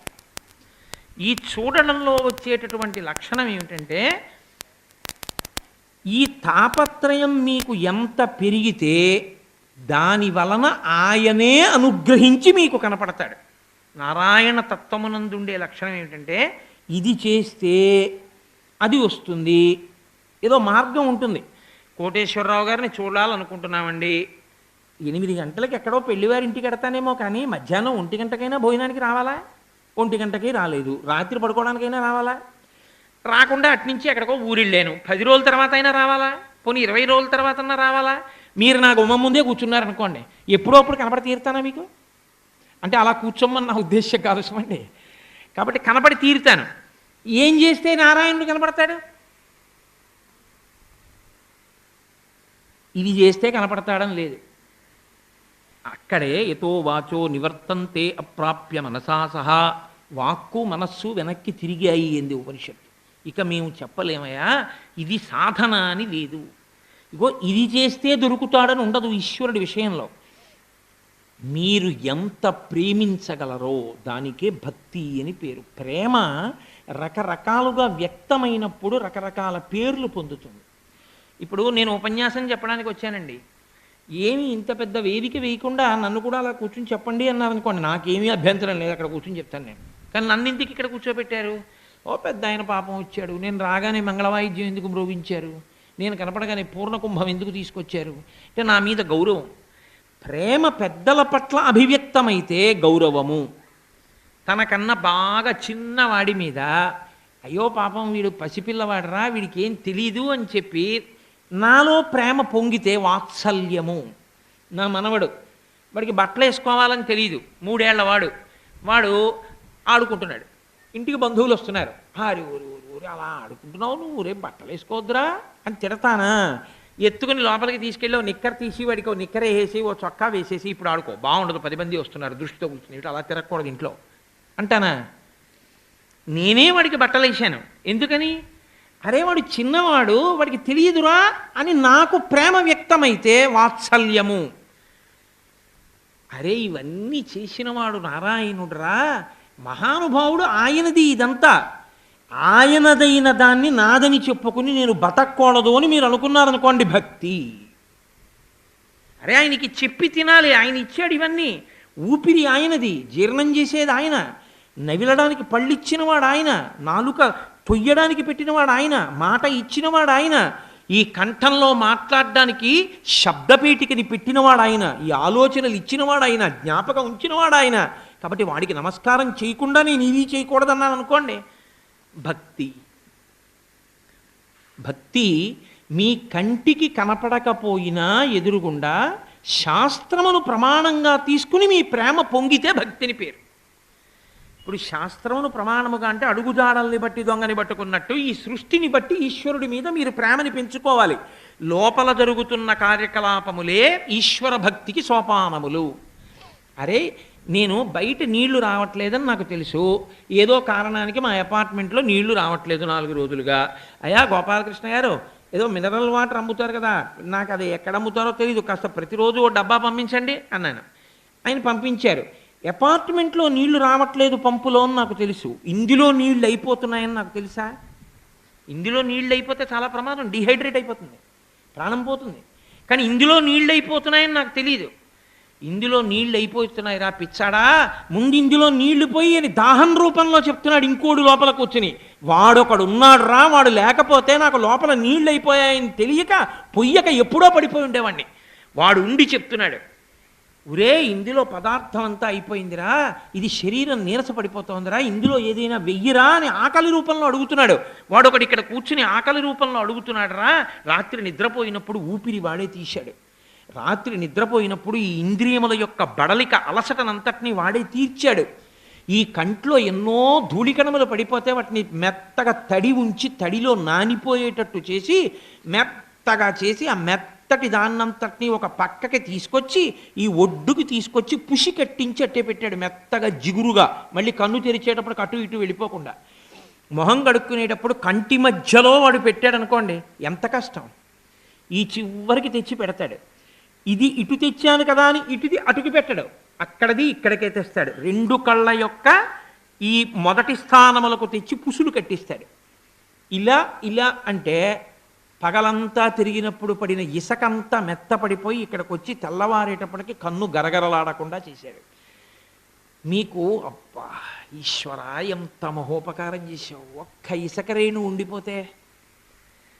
రాత్రి నేను నిద్రపోతే సుఖంగా బడలిపోయి నిద్రపోతున్నప్పుడు నన్ను కదపకుండా తండ్రి ఇసకరేణువులన్నీ మెత్తపరిచి పక్కనెట్టావా పుషి రూపంలో అని ఆ పుషి వంక చూసినప్పుడు మీకు నారాయణ దర్శనం అవలా? అంతర్బహిష్యత సర్వం వ్యాప్య నారాయణ స్థిత. వ్యాఖ్యాతలు అదే మాట అన్నారు. ఎక్కడ చూస్తావు నారాయణుణ్ణి, నీ భక్తి పొంగు ఉంటే నీకు వాడు కనపడని చోటే లేదు అన్నారు. ఇదే ప్రహ్లాదుడు అన్నాడు, ఏమిటి మూర్ఖత్వం, ఎక్కడున్నాడంట ఏంటి, ఇందుగలడు అందులేడని సందేహము వలదు చక్రి సర్వోపగతుండు ఎందెందు వెదకి చూచిన అందందే కలడు. దానవగ్రని వింటే వెతకి చూడరాయా, మామూలుగా చూస్తే కనపడదు. వెతికి చూడు అంటే ఇలా విప్పి చూడడం కాదు. ఎవడు దీన్ని పెంచినవాడు, ఎవడు దీన్ని నిర్మించినవాడు, ఎవడు దీన్ని పడగొడుతున్నవాడు, ఇది చూడు. చూస్తే నీకు నారాయణుడు గోచరమవుతాడు.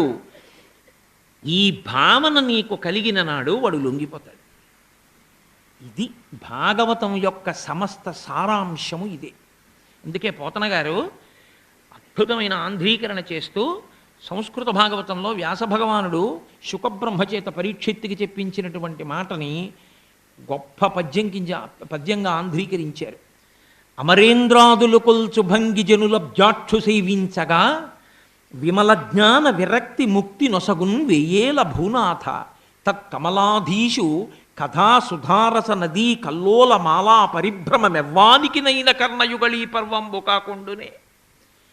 ఏదో నా కడుపున పుట్టిన కొడుకు మొదటి నెల జీతం వచ్చిందని అనగారండి, నువ్వు పంచె అట్టుకొచ్చాడు అనుకోండి మురిసిపోతానే, 10 మందికి చూపించుకుని ఈ పంచె వాడే పెట్టాడండి అని.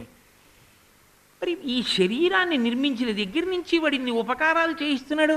వాడి కథ వింటున్నప్పుడు మనసు పొంగిపోవద్దు, వాడి గురించి వింటున్నప్పుడు సంతోషం కాదు. కథా సుధారస నదీ కల్లోల మాలా పరిభ్రమమెవ్వానికినైనా కర్ణయుగళీ పర్వంబు కాకుండునే. చెవులకి పంట కదయా శ్రీమన్నారాయణుని కథ వింటున్న వాడికి. ఎప్పుడు అసలు ఆ భక్తి ఉంటేను, అసలు ఆ ప్రేమ లేదనుకోండి, ఆ గుర్తింపే లేదనుకోండి, కంట్లో పుషి కట్టించిన వాడి గురించి ఆలోచన లేదు, చేతిలో గీతలు గీసిన వాడి గురించిన ఆలోచన లేదు, నీళ్ళు అయిపోయాయని దాహం రూపంలో చెప్పిన వాడి గురించిన ఆలోచన లేదు, ఇవన్నీ తయారు చేసిన వాడి గురించిన ఆలోచన లేదు. ఎప్పుడూ అసలు వాడి గురించి ఆలోచనే లేని వాడి జీవితం కృతజ్ఞుడైన వాడి జీవితం. వాడికి ఏమీ అక్కర్లేదు. వాడికి అదే సోమరితనం. వాణ్ణే భండాసురుడు అని పిలిచింది బ్రహ్మాండ పురాణం. భండు అంటే ఎవరంటే దొరికింది తినడం, తిన్నాడు కాబట్టి నిద్రపోవడం. ఈ రెండిటి మధ్యలో శక్తి వచ్చింది కాబట్టి మూడో వాడిని పాడు చేయడం. ఇవి చేసేవాడు ఎవడో వాడికే భండా అని పేరు. బ్రహ్మగారు అలాంటి వాడిని చూసే మన్మధుడు కాలిపోయిన బూది నుంచి తయారైతే చూసి ఎవరు పేరు పెట్టలేరు. బ్రహ్మగారు చూసి ఓరి భండా అన్నారు. ఆ భండాసుర అయింది. వాడు లోకాలన్నింటినీ పాడు చేశాడు. సరే, లలితావిర్భావమై వాడిని చంపారు. అంటే అమ్మవారి అనుగ్రహం చేతనే ఈ తమోగుణం నశిస్తుంది అని. అందుకు అది శారదా నవరాత్రులు ముందు చేస్తే కానీ వసంత నవరాత్రులు చేయడం కుదరదు. అందుకే ముందు శారదా నవరాత్రులు చేయడానికి శాస్త్రంలో పెద్ద కారణం అదే. అసలు నిజానికి అశ్వినీ నక్షత్రంతో చంద్రుడు కూడితే ఆశ్వీజ మాసం, కానీ అశ్వినీ నక్షత్రం మొట్టమొదటి నక్షత్రం కాబట్టి ఆశ్వీజ మాసం ఎక్కడికి రావాలి? మొదట్లోకి రావాలి. కానీ ఎక్కడికి వెళ్ళింది? తీసుకెళ్ళి మధ్యలోకి పెడతారు. మధ్యలో 27 నక్షత్రాల్లో అటు 13 వదిలి మధ్యలో 14వ నక్షత్రం చిత్తా నక్షత్రంతో చంద్రుడు కూడితే వచ్చేటటువంటి చైత్రమాసం మొదటి మాసం అయింది. ఉపాసనలో శారదా నవరాత్రులు చేసి తిరిగొస్తే కానీ వసంత నవరాత్రులు చేసి రాముడితో కలిసి ఉత్తరాభిముఖంగా పట్టాభిషేకానికి అయోధ్యకి పైకెక్కలేడు. కాబట్టి అమ్మవారి అనుగ్రహం ఉంటే కానీ ఆ భండు నాశనం కాడు. కాబట్టి ఇదంతా ఈశ్వర సృష్టి అని ఎవడు తెలుసుకుంటున్నాడో, ఎవడు ఆయనని చూడాలని వెంపర్లాట పెంచుకుంటున్నాడో అదే నారాయణ. వీటిని అడుగుజాడలుగా భావించి దొంగని పట్టుకోవడం. అప్పుడు ఆ తాపత్రయం కలిగిన వాడికి, ఆ భక్తి ఉన్నవాడికి ఏమవుతుందంటే నాది కానిది ఇది అని అనడం. ఇది నాది కాదు కదండి, అందుకని నాకు సంతోషం ఏమిటి అనడం.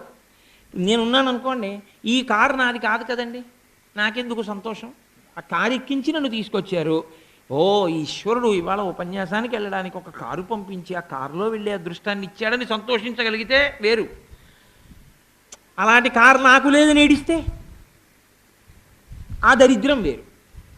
అందుకే పరమేశ్వరుడు ఇక్కడ ఉన్నాడు, వాడే ఇవన్నీ నిర్మించాడు. ఇప్పుడు ఇవన్నీ ఎవరివి? వాడివి. నేనెవరు? వాడి వాడను. వాడి వాడను నేనైతే వాడివన్నీ నావి కావా? మా నాన్నగారివి కనపడుతున్నంత వరకు భూములన్నీ మా నాన్నగారివి. నాకు ఇంకా మైనారిటీ తీరలేదు, 7 ఏళ్ల పిల్లాన్ని, కాబట్టి నా పేరు మీద కొంత పొలం రాయడానికి లేదు. కానీ పనిచేస్తున్న పాలేరేమంటాడు? మీ నాన్నగారివి పొలాలు అంటాడా? చిన్న దొరగారు మీవేనండి పొలాలన్నీ అంటాడా? చిన్న దొరగారు మీవే అంటాడు. తండ్రి పొలం కొడుకుదే. భక్తుడైన వాడే ఎలా భావన చేస్తాడో తెలుసా అండి? ఇవన్నీ మా స్వామివి. మా స్వామి ఏం చేశాడంటే, మా నారాయణమూర్తి రే శ్రీభూ సమేత వైకుంఠ నారాయణమూర్తిగా నేను కూర్చుని ఉత్సవం చేయించుకుంటుంటే 4 మాటలు చెప్పడానికి బయలుదేరావా? వద్దులే, బస్సు అవి అక్కర్లేదు, నీ కారు పంపిస్తానన్నాడు అని తన పార్షదుల్ని పిలిచి, తను ఎవరికి ఇచ్చాడో ఓ కారు వాళ్ళని పిలిచి ఆ కారు పట్టుకుని మా కోటేశ్వరరావు దగ్గరికి వెళ్ళావు, ఎక్కించి ఆ కారులో తీసుకురా అన్నాడు. చాలదా? అబ్బా, తండ్రి వాళ్ళకి కారు ఇచ్చి మళ్ళీ నాకు ఇస్తే ఏదో ఆలోచిస్తూ డ్రైవింగ్లో ఏ కుక్క మీదో ఎక్కేస్తానేమోనని, ఆ కుక్క కూడా మళ్ళీ నీ సృష్టిలోదే. పాడు చేయకూడదుగా. ఈ చేత్తో ఈ చెయ్యి ఎప్పుడన్నా కొట్టారా మీరు? ఎప్పుడూ కొట్టుకోరు. 2 చేతులు నావి కాబట్టి. నేను పొరపాటు జరుగుతుందేమోనని నాకు కారు పంపించి ఆ కారులో నన్ను తీసుకొచ్చావా? తండ్రి అంత అనుగ్రహమయ్యా అని మీరు భావన చేశారనుకోండి, ఇప్పుడు మీకు లేదన్న భావన ఎక్కడుంది? మీకు ఏది కావాలో అది ఆ సమయానికి చేకూరడమే ఐశ్వర్యం. మీకు అన్నీ ఉండి ఆ సమయానికి అది లేకుండా పోవడమే దరిద్రం కాదా? మీరు చెప్పండి. ఏమీ లేనివాడు ఉన్నాడు, ఆయనకి ఆకలేసింది, అంతే.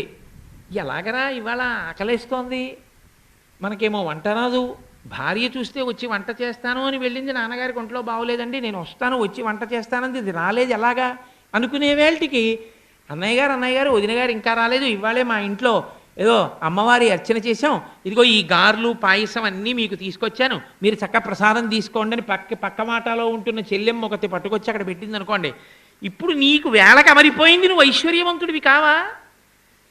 అవన్నీ తయారు చేసిన వాళ్ళ ఆయన మధ్యాహ్నం వచ్చి సుభిక్షంగా భోజనం చేద్దాం అనుకున్నవాడు మధ్యలో ఎక్కడో కారు టైర్ పంక్చర్ అయ్యి వర్షం వచ్చి ఎవరినో తెచ్చుకుని ప్రాధేయపడి ఆ కారు పంక్చర్ వేయించుకుని సాయంకాలం వచ్చాడు.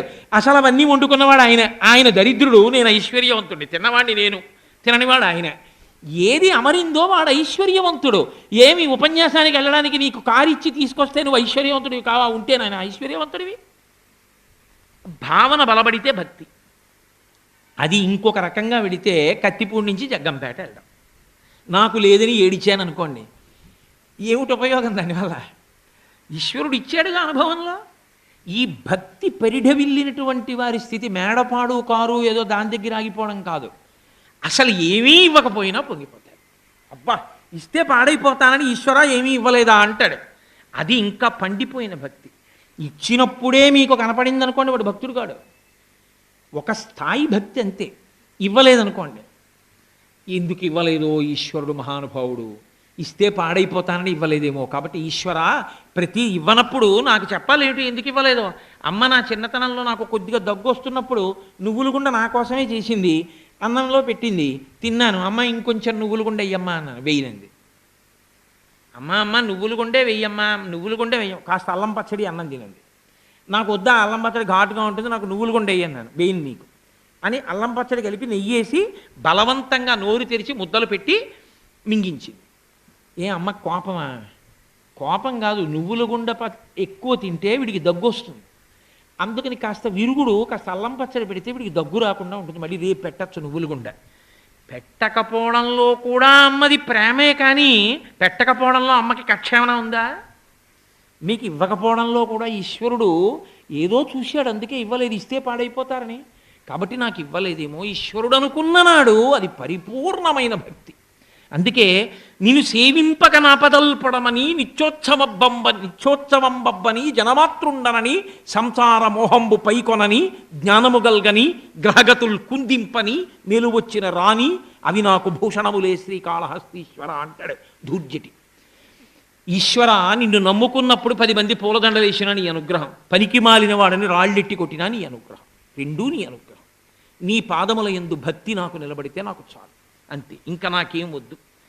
కుంతీదేవి అదే అడిగింది. యాదవులందు పాండు సుతులందు నాకు మోహవిచ్ఛేదము చేయుమయ్య, ఘనసింధువు చేరిడి గంగభంగి నీపాద సరోజ చింతనముపై అదిశము మదీయ వృత్తి అత్యాదర వృత్తితో గదియగనట్లు చేయగదయ్య ఈశ్వరా అని అడిగింది. ఈ భక్తి బాగా నిలబడిందనుకోండి, వెంపర్లాడి మీ వెంట పడతాడు. నేను ఎలాగో ఇవాళ మహిమ అని పక్కన మాట ఉంది కాబట్టి నేను ఒక్క మాటని కలిపి నా ఉపన్యాసాన్ని పూర్తి చేసేస్తాను. మనకి భాగవతంలో అనేకమైన ఆఖ్యానాలు ఉన్నాయి. నేను ఇవాళ ఈ మాట అన్నాను కాబట్టి ఈశ్వరుని యొక్క సౌలభ్యము గురించి మీకు ఒక మాట చెప్తాను. నేను చదివి చాలా కాలం అయిపోయే ఆ ఆఖ్యానాలు, ఈ మధ్య కూడా నేను అది చెప్పలేదు కూడా ఎప్పుడు. మనకి కృష్ణ భగవానుని యొక్క స్నేహితుడు ఒక ఆయన ఉంటాడు, కుచేలుడు. వీళ్ళిద్దరూ 2 ధ్రువాలు. ఒకడు మహదైశ్వర్యవంతుడు, కృష్ణుడు లక్ష్మీపతి. లోకమంతా లక్ష్మీదేవి అనుగ్రహం కోసం చూస్తుంది. ఆవిడ ఆయన తన వంక ప్రేమగా చూడాలని కోరుకుంటుంది. ప్రేమత్రపాప్రణిహితాని గతాగతాని మాలాదృశోర్మధుకరీవ మహోత్పలేయ సామే శ్రియం దిశతు సాగర సంభవాయా అంటారు శంకర భగవత్పాదుల కనకధారా స్తోత్రంలో. అందుకని ఆవిడ ఎప్పుడూ ఆయన యొక్క ప్రేమని కోరుకుంటూ ఉంటుంది. అంటే ఆయన కోరుకోడని మీరు అనుకోకూడదు, ఆయన కూడా పొంగిపోతూ ఉంటుందట. అసలు ఆయన ఎంత పొంగిపోతాడంటే శ్రియశ్రీహి తవచ హృద్యాం భగవతీం శ్రియం తత్యోపిచ్చై వయమిహ ప్రణామః శృతరాం దృశౌతే భూయాస్తాం సుఖతరలతారే శ్రవణత అని స్ఫుటయ భుజయో కంచుక శతం అన్నారు శ్రీగుణరత్నకోశంలో పరాశర భట్టర్లని. ఆయన అన్నారు శ్రీ మహావిష్ణువు 100 కంచుకములు అంటే కవచాలు కట్టుకుంటారు. ఎందుకు కట్టుకుంటారంటే ఏదో శత్రువులు వస్తారని కాదు. లక్ష్మీదేవిని పొగుడుతుంటే ఆయన పొంగిపోయి ఇలా గుండె పెరిగిపోయి ఒక్కొక్క కవచం పిట్లిపోతుందట. స్ఫుటతు భుజయోహో కంచుక శతం. అమ్మవారిని పొగిడితే నువ్వు పొంగిపోతావయా నారాయణ అన్నారు ఆయన. ఆ నారాయణుని దృష్టి తన మీద పడాలని కోరుకుంటుంది లక్ష్మీదేవి. లోకంలో ఐశ్వర్యం అన్న మాట ఏదుందో దాన్నంతటినీ తీసుకొచ్చి అక్కడ రాశీభూతం చేస్తే ఆవిడికే లక్ష్మి అని పేరు. లక్ష్మ అంటే గుర్తు, ఐశ్వర్యము గుర్తు చేత ప్రకటనమవుతుంది. ఈయనకి కారు ఉంది ఐశ్వర్యవంతుడు, మేడుంది ఐశ్వర్యవంతుడు, పొలం ఉంది ఐశ్వర్యవంతుడు, వాక్కుంది ఐశ్వర్యవంతుడు, ఉపాసన ఉంది ఐశ్వర్యవంతుడు. అవి లక్ష్మములు అంటారు వాటిని. లక్ష్మ చేత లక్ష్మి గుర్తింపబడుతుంది, శ్రీమాత కొలవబడుతుంది అని. కాబట్టి ఇప్పుడు లక్ష్మీపతి కృష్ణుడు, ఆయనతో కలిసి చదువుకున్నటువంటి పిల్లవాడు, ఆయన స్నేహితుడు పరమదరిద్రుడు. ఎవరి దృష్టిలో? మన దృష్టిలో. కుచేలుడి దృష్టిలో తాను దరిద్రుడు కాడు, తనని మించిన ఐశ్వర్యవంతుడు లేడు. ఎందుకో తెలుసా? మీతో చెప్పానుగా, నేను 1000 ఎకరాల భూస్వామి కొడుకునైతే నేను మహదైశ్వర్యవంతుణ్ణే, అవన్నీ నా పేరు మీద ఉండాలని ఏం లేదు, మా నాన్నగారు ఐశ్వర్యం నాదే. కుచేలుడు అంతటి ఐశ్వర్యవంతుడని తను అనుకుంటూ ఉంటాడు. ఎందుకంటే ఆయన తృప్తి అటువంటిది, ఆయన సంతోషం అటువంటిది, ఆయన నారాయణుణ్ణి తెలుసుకున్నాడు, అందుకని ఆయనకు ఆ భక్తి. మిగిలిన వాళ్ళు ఇస్తే సంతోషిస్తారు, ఇవ్వకపోతే బాధపడుతూ ఉంటారు. అందుకే కుచేలోపాఖ్యాన ప్రారంభమునందు అద్భుతమైనటువంటి పద్యంతో ప్రారంభం చేశారు పోతన గారు కుచేలోపాఖ్యానాన్ని.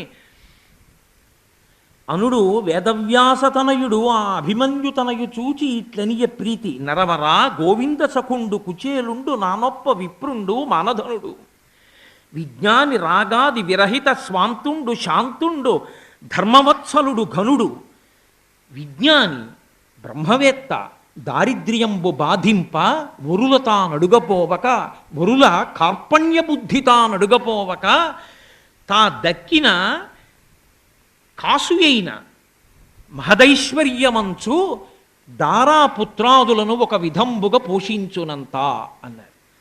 ఆయన ఎంత గొప్పవాడంటే కుచేలుడు, ఆయనకి ఆయన దృష్టిలో ఆయన్ని పరిచయం చేస్తూ ఆ కుచేలుడు గురించి చెప్తూ శుకబ్రహ్మాంతటి వారు మాట్లాడినటువంటి మాట, గోవింద సఖుండు, కృష్ణుని స్నేహితుడితను. కుచేలుండు బాగొప్ప విప్రుండు, చాలా గొప్ప బ్రాహ్మణుడు. ఈయన ఎప్పుడు నిత్యతృప్తుడు, సంతోషంగా ఉంటాడు. దేనివల్ల సంతోషం? ఎంత ఉన్నా సంతోషం ఉండాలని ఏం లేదు మీకు. అందుకే బాగా జ్ఞాపకం పెట్టుకోండి, తృప్తికి దీని వలన తృప్తి అని ఉండదు. ఇది ఉంటే తృప్తి అనేమి ఉండదు. మీరు తృప్తిగా ఉండడానికి కారణం ఉండదు. ఒక ఆయనకి ఏదీ లేదు కానీ నిత్యతృప్తుడై ఉన్నాడు, పరమ సంతోషంగా ఉంటాడు. నాకు ఏమి ఇవ్వలేదండి, ఈశ్వరుడు అన్నీ ఇచ్చాడు కదా, వీళ్ళకి తినడానికి ఉంది, ఉండడానికి ఉంది, ఇంకేం కావాలి నాకు అంటాడు. ఇంకొక ఆయనకి అన్నీ ఉన్నాయి, ఇంకా ఏదో లేదని ఏడుస్తుంటాడు ఒక ఆయన.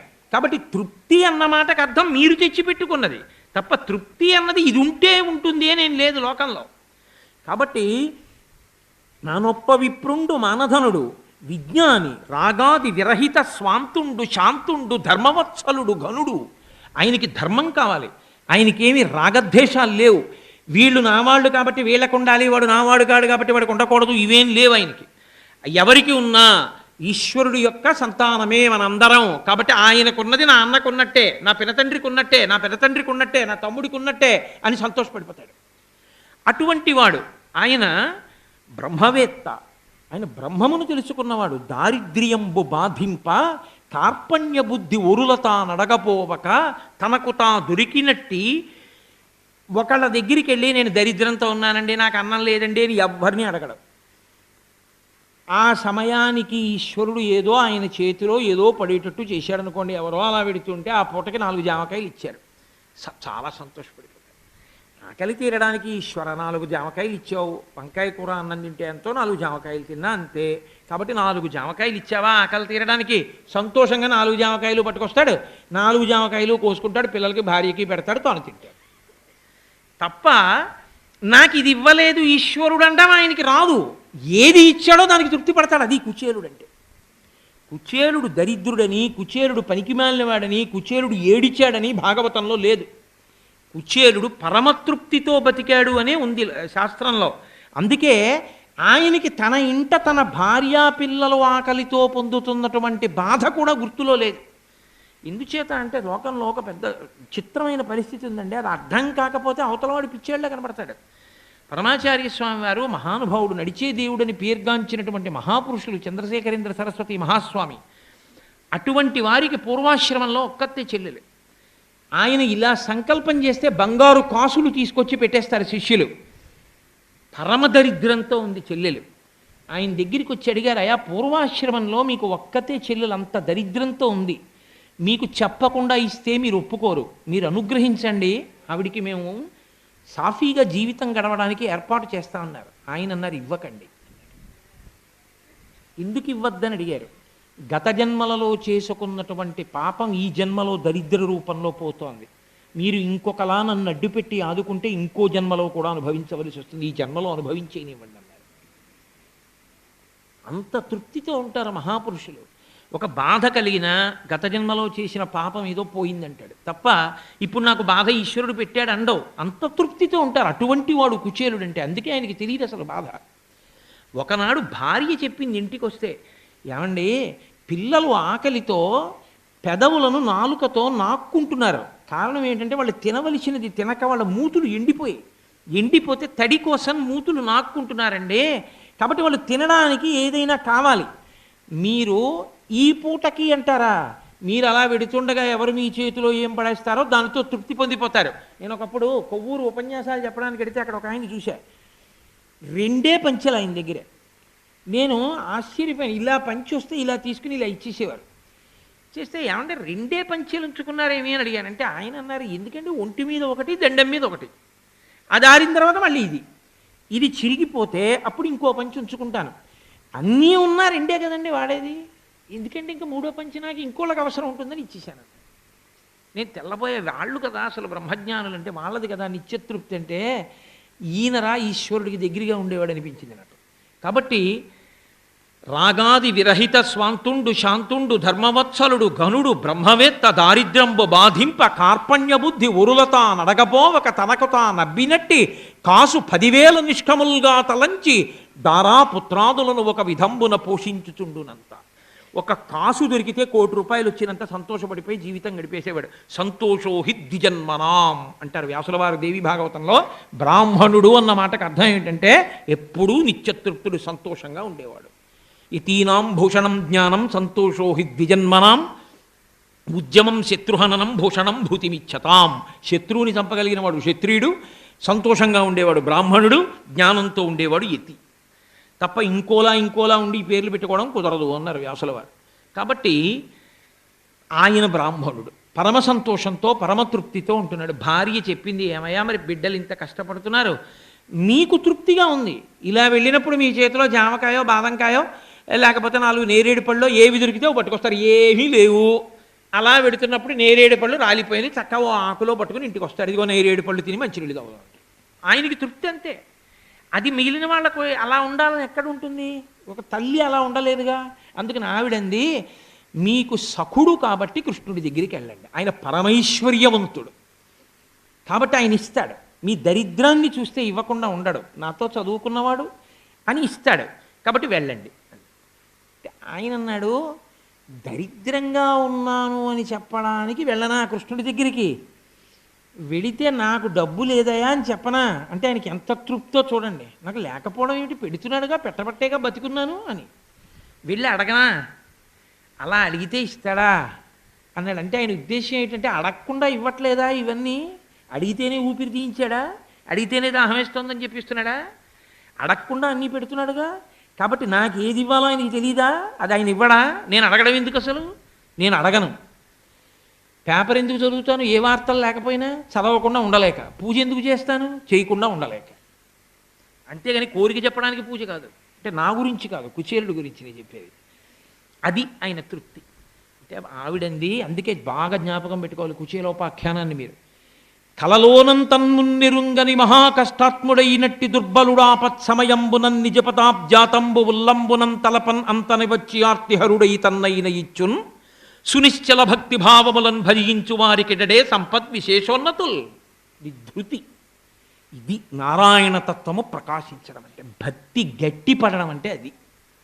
ఆవిడంది, ఓయ్ పిచ్చాడా ఎంత మాట అన్నావు, వెళ్ళి అడగనా? అడిగితే ఇస్తాడా అంటున్నావా? కలలోనంతన్మున్నెరుంగని మహాకష్టాత్ముడైనట్టి దుర్బలుడాపత్సమయంబునన్ నిజపదాబ్జాతంబు ఉల్లంబునం తలపన్ ఆర్తిహరుడై వచ్చి తన్నైన ఇచ్చున్.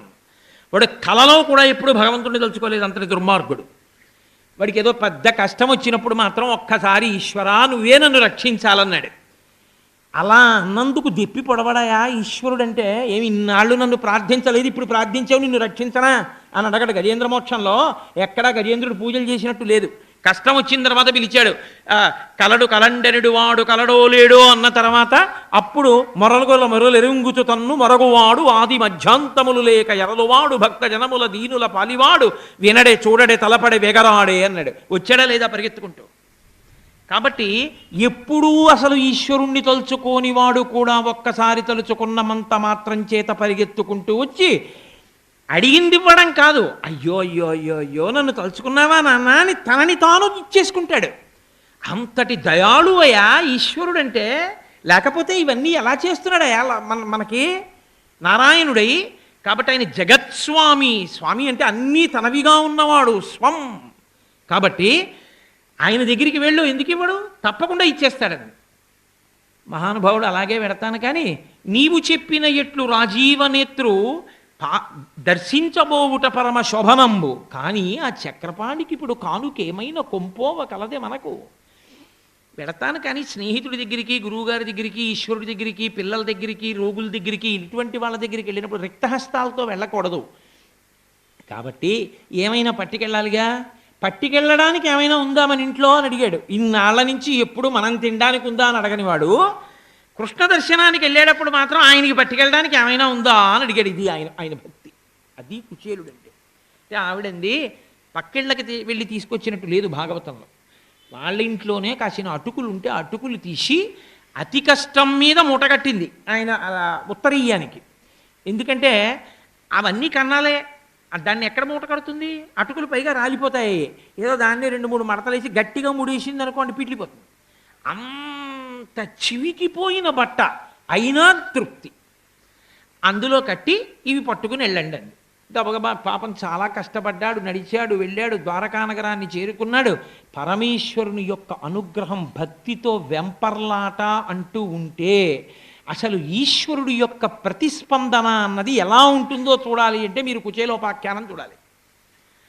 విడుతూ ఆయన అనుకున్నాడు, సముద్ర మధ్యంలో ఉంది ద్వారకా నగరం, ఇన్ని బంగారు మేడలు, 16,000 మంది గోపికలు, మహదైశ్వర్యవంతుడు, ఆ కౌస్తుభం, ఆ పుట్టుమచ్చ, ఆ వనమాల, ఆ రుక్మిణి, సత్యభామ, ఈ హంసతూలికా తల్పాలు, ఈ పరివారం నన్ను పిలుస్తాడా? ఎప్పుడో కలిసి చదువుకున్న దరిద్రుణ్ణి ఇప్పుడు నన్ను గుర్తుపట్టి రావోయ్ కుచేలా అంటాడా? సరే, ఈశ్వరానుగ్రహం ఎలా ఉంటే అలా ఉంటుంది. పరమేశ్వరుడు నన్ను గుర్తుపట్టకుండా ఉంటాడా? ప్రేమించకుండా ఉంటాడా? అంతే సంతోషంగా పెడుతున్నాడు. ఆంతరంగిక మందిరం ఆయన స్నేహితుడిని చెప్పాడు. రుక్మిణీదేవితో కలిసి హంసతూలికా తల్పం మీద కూర్చునున్నాడు కృష్ణ పరమాత్మ. అంత దూరంలో గుర్తుపడతాడో పట్టడో, 10 మందిలో అవమానంగా ఉంటుందని ఇలా వణికిపోతూ పాపం సిగ్గుతో వంగిపోయి వస్తున్నాడు. ఇక్కడ నుంచి చూశాడు, పాంపు మీద ఉన్నాడు. అదేం హాలు కాదు, సింహాసనం కాదు, పోని కూర్చున్నది. అది బెడ్రూమ్. బెడ్రూమ్లోకి అందరూ రారు కదండి, ఎవరో బాగా ఆప్తులైన వాళ్ళే వస్తారు. నేను బాగా ఆప్తుండని చెప్పి వస్తున్నాడు ఆయన. తీరా వచ్చిన తర్వాత నువ్వెవరంటే ఎంత అవమానం. ఇక్కడి నుంచి చూసేట్టు ఇలా ఎవరు వస్తున్నారని దూరంగా వస్తున్నాడు. ఉరప్పంజరం కనబడుతూ బక్క చిక్కిపోయి ఇలా వంగిపోయి వాసన కొడుతున్నటువంటి మలిన వస్త్రాలతో వస్తున్నాడు కర్ర పట్టుకుని. చూశాడు. భేంటి ద్వారక అని ఇప్పటికీ ఉంది. మా గోపాలకృష్ణ గారు మమ్మల్ని అందరినీ తీసుకెళ్లారు. కుచేలుడు కృష్ణుడు కలుసుకున్న ప్రదేశం సముద్ర మధ్యంలో. అక్కడ చూశాడు. కనిడాయంచనినంత కృష్ణుడు దళ కంజాక్షుడు ఆ పేద విప్రుని అశ్రాంత దరిద్ర పీడుతూ కృషి భూతాంగు జీర్ణాంబరున్, పైగా ఖండోత్తరీయున్. ఎటువంటి స్థితిలో ఉన్న కుచేలుడు! ఆయన ఏమి అశ్రాంత దరిద్ర పీడుతూ, ఏదో ఒక్క క్షణం కూడా విడిచిపెట్టాడు దరిద్రం ఆయన్ని. అంత పీడిస్తోంది ఆయన్ని. అశ్రాంత దరిద్ర పీడితు కృషీభూతాంగు, శరీరం అంతా చిక్కిపోయి ఎముకలు పైకొచ్చేసాయి. ఖండోత్తరీయున్, ఉత్తరీయం పూర్తిగా వేసుకోలేదు, చిరిగిపోయిన మొక్కొకటి ఎడంభుజం మీద వేసుకున్నాడంతే. ఖండోత్తరీయున్ హాస్య నిలయున్. చూసిన వాళ్ళందరూ ఏమిట్రా అసలు అలా ఉన్నాడని వెర్రినవ్వులు నవ్వుతున్నారు. హాస్య నిలయున్. అటువంటి వాణ్ణి చూచి సంభ్రమలోలుండై దిగెన్ తల్పమున్, ఒక్కసారి ఆ పాన్పు మించి గభాలను దూకేశాడు. దూకేసి హమ్మో కుచేలా నా ప్రాణమిత్రుడు వచ్చావా అన్నాడు. పరిగెత్తుకుంటూ వచ్చేశాడు. అవతలవాడిలో ప్రేమ ఉంటే పరమేశ్వరుడు ఎంత ఆర్తిని ప్రకటిస్తాడో చూడండి. పరిగెత్తుకుంటూ వచ్చాడు, కౌగిలించేసుకున్నాడు. కుచేలా వచ్చావా, ఎన్నాళ్ళ కనపడ్డావయ్యా అన్నాడు. ఆ చెయ్యి పట్టుకున్నాడు, నడుం చుట్టూ చెయ్యేశాడు, తీసుకెళ్ళాడు. రుక్మిణీదేవితో కలిసి తాను పడుకునేటటువంటి హంసతూలికా తల్పం మీద పడుకోబెట్టాడు. పడుకోబెట్టిన వాడు ఊరుకోలేదు. రుక్మిణి అలా చూస్తానేమిటి, వెళ్ళు బంగారు పళ్ళెం బంగారు చెంబుతో నీళ్లు పట్టరా అన్నాడు. గబగబ గబగబా తీసుకొచ్చింది. అట్లు కూర్చుండపెట్టి కనక కలిస సలిలమున కాళ్ళు కడిగి నెయ్యమునత జలంబు భక్తి మస్తకమున చల్లుకొని మలయజంబు నొడల జొబ్బిల్లనలది. ఆ వచ్చిన వాడిని గబగబా తీసుకొచ్చి ఆ పాన్పు మీద కూర్చోబెట్టాడు. రుక్మిణి పట్రా అన్నాడు. ఓ బంగారు పళ్ళెని తీసుకొచ్చి కుచేరుడి కాళ్ళ కింద పెట్టాడు. పోయి చెంబుతో నీళ్ళు అన్నాడు. రుక్మిణీదేవి అనగా ఆదిలక్ష్మి అయిన రుక్మిణితోడ క్రీడ సల్పుచున్న కృష్ణు చూచి పట్టణంబులోని ప్రజలుల్లసిల్లిరి ప్రీతులగుచు ముక్త భీతులగుచు అంటారు పోతన గారు. ఆదిలక్ష్మి ఆవిడ నీళ్లు పోస్తోంది. కృష్ణ పరమాత్మ కుచేరుడి కాళ్ళు కడిగాడు. కాళ్ళు కడిగి భక్తి జలంబు తన మస్తకమున దాల్చి ఆ నీళ్లు తీసుకుని తన తల మీద చల్లుకున్నాడు. రుక్మిణీదేవి తల మీద చల్లాడు, భార్యల తల మీద చల్లాడు. చల్లి మలయజంబు నొడల జొబ్బిల్ల నల్లది ఆ గంధం తీసుకొచ్చాడు.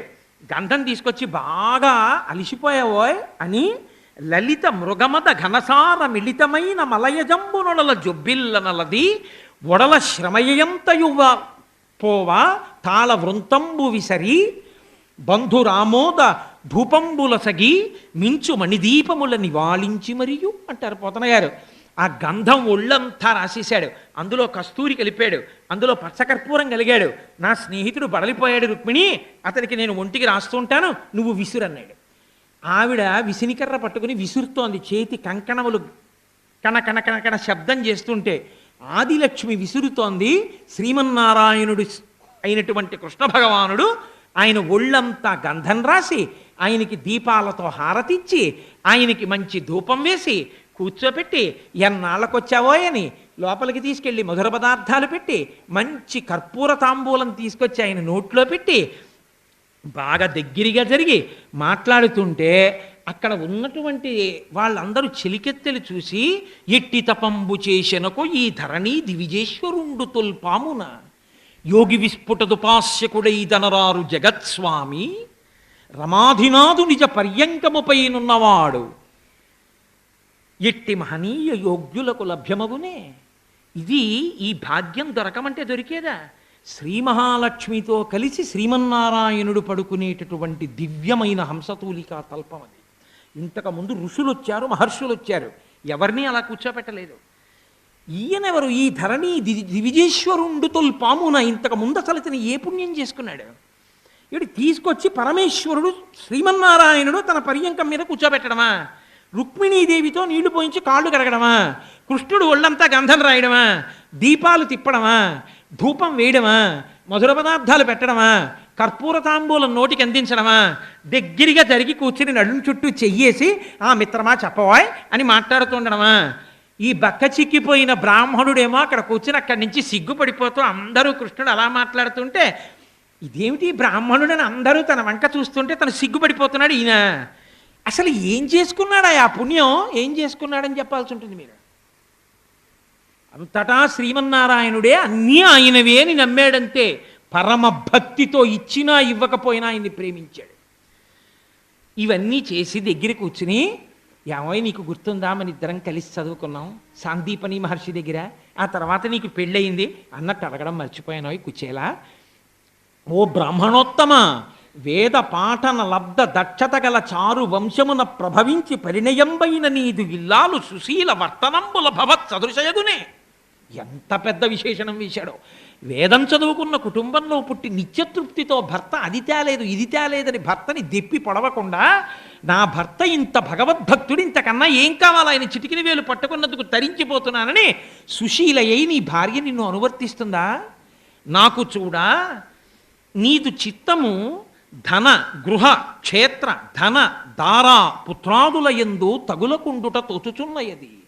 నాకు చూస్తే నీ మనసు ఇళ్ళు మీద కానీ స్థలాల మీద కానీ ధనం మీద కానీ భార్య మీద కానీ బిడ్డల మీద కానీ నీకు వ్యామోహం లేదని తెలుస్తోంది.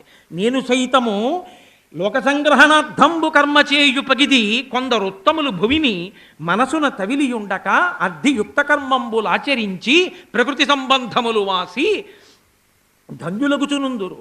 కొంతమంది ఉంటారు, నేను లోకం కోసం ఎలా పని చేస్తున్నానో కుచేలా, అలాగే వాళ్ళు కూడా కర్మ చేస్తున్నట్లు కనపడతారు, కానీ వాళ్ళ మనసులో ఏ కోరిక ఉండదు.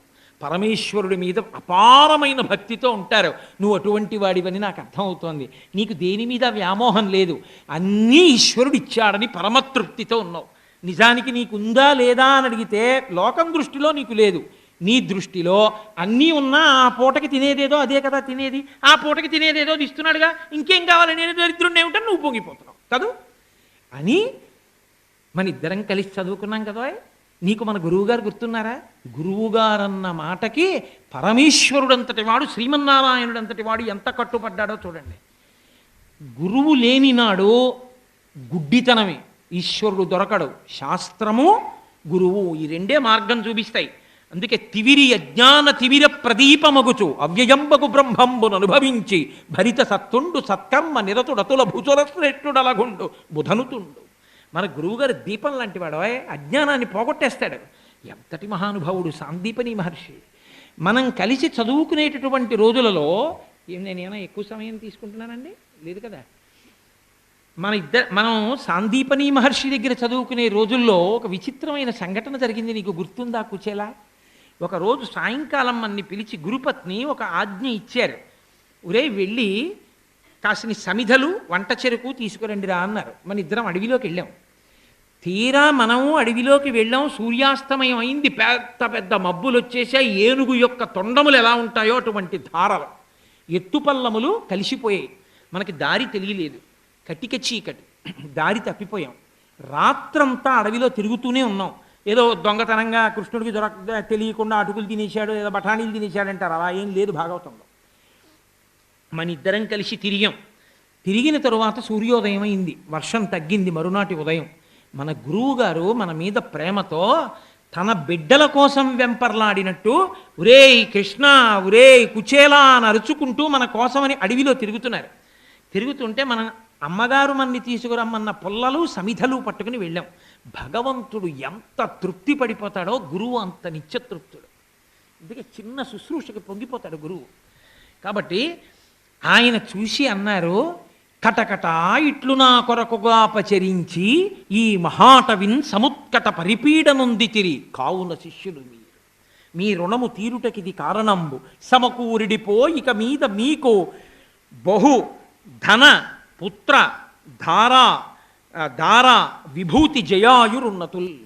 మీరు నా భార్య చెప్పింది అని చెప్పి ఇంత కష్టపడి అడవిలో తిరిగి రాత్రంతా దారి తప్పిపోయినా తెల్లవారకట్ట నేను కనపడినా ఇంత కష్టపడ్డాం గురువుగారు, అమ్మగారు చెప్పిన పనికి వెళ్ళొచ్చి అని అనకుండా అమ్మగారు చెప్పిన పని చేశాను చాలని తృప్తితో నిలబడిన కారణం చేత కావున శిష్యులు మీరు, అందుకు మీరు శిష్యులు.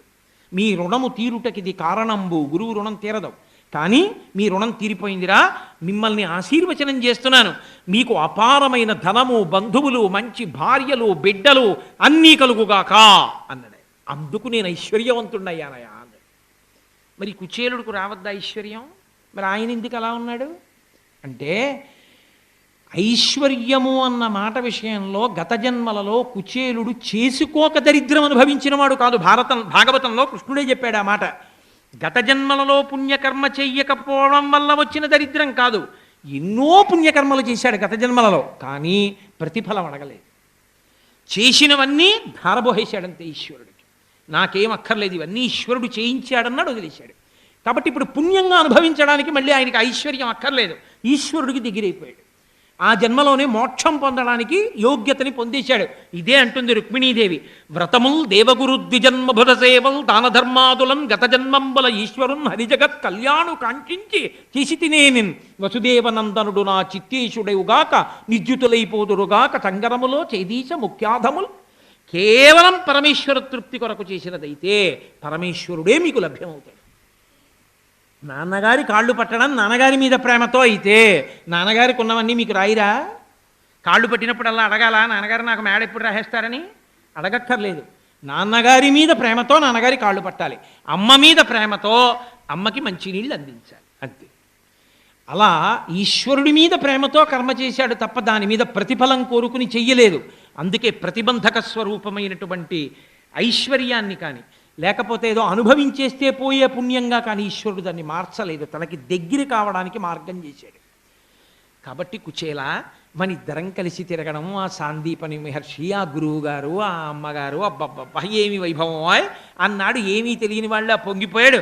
దగ్గరకు వచ్చి అన్నాడు, అన్నట్టు అడగడం మర్చిపోయాను చూసావా, స్నేహితుడి దగ్గరికి వచ్చేటప్పుడు నువ్వేదో తెచ్చే ఉంటావు నాకు ఇద్దామని కానుక, తేకుండా రావు.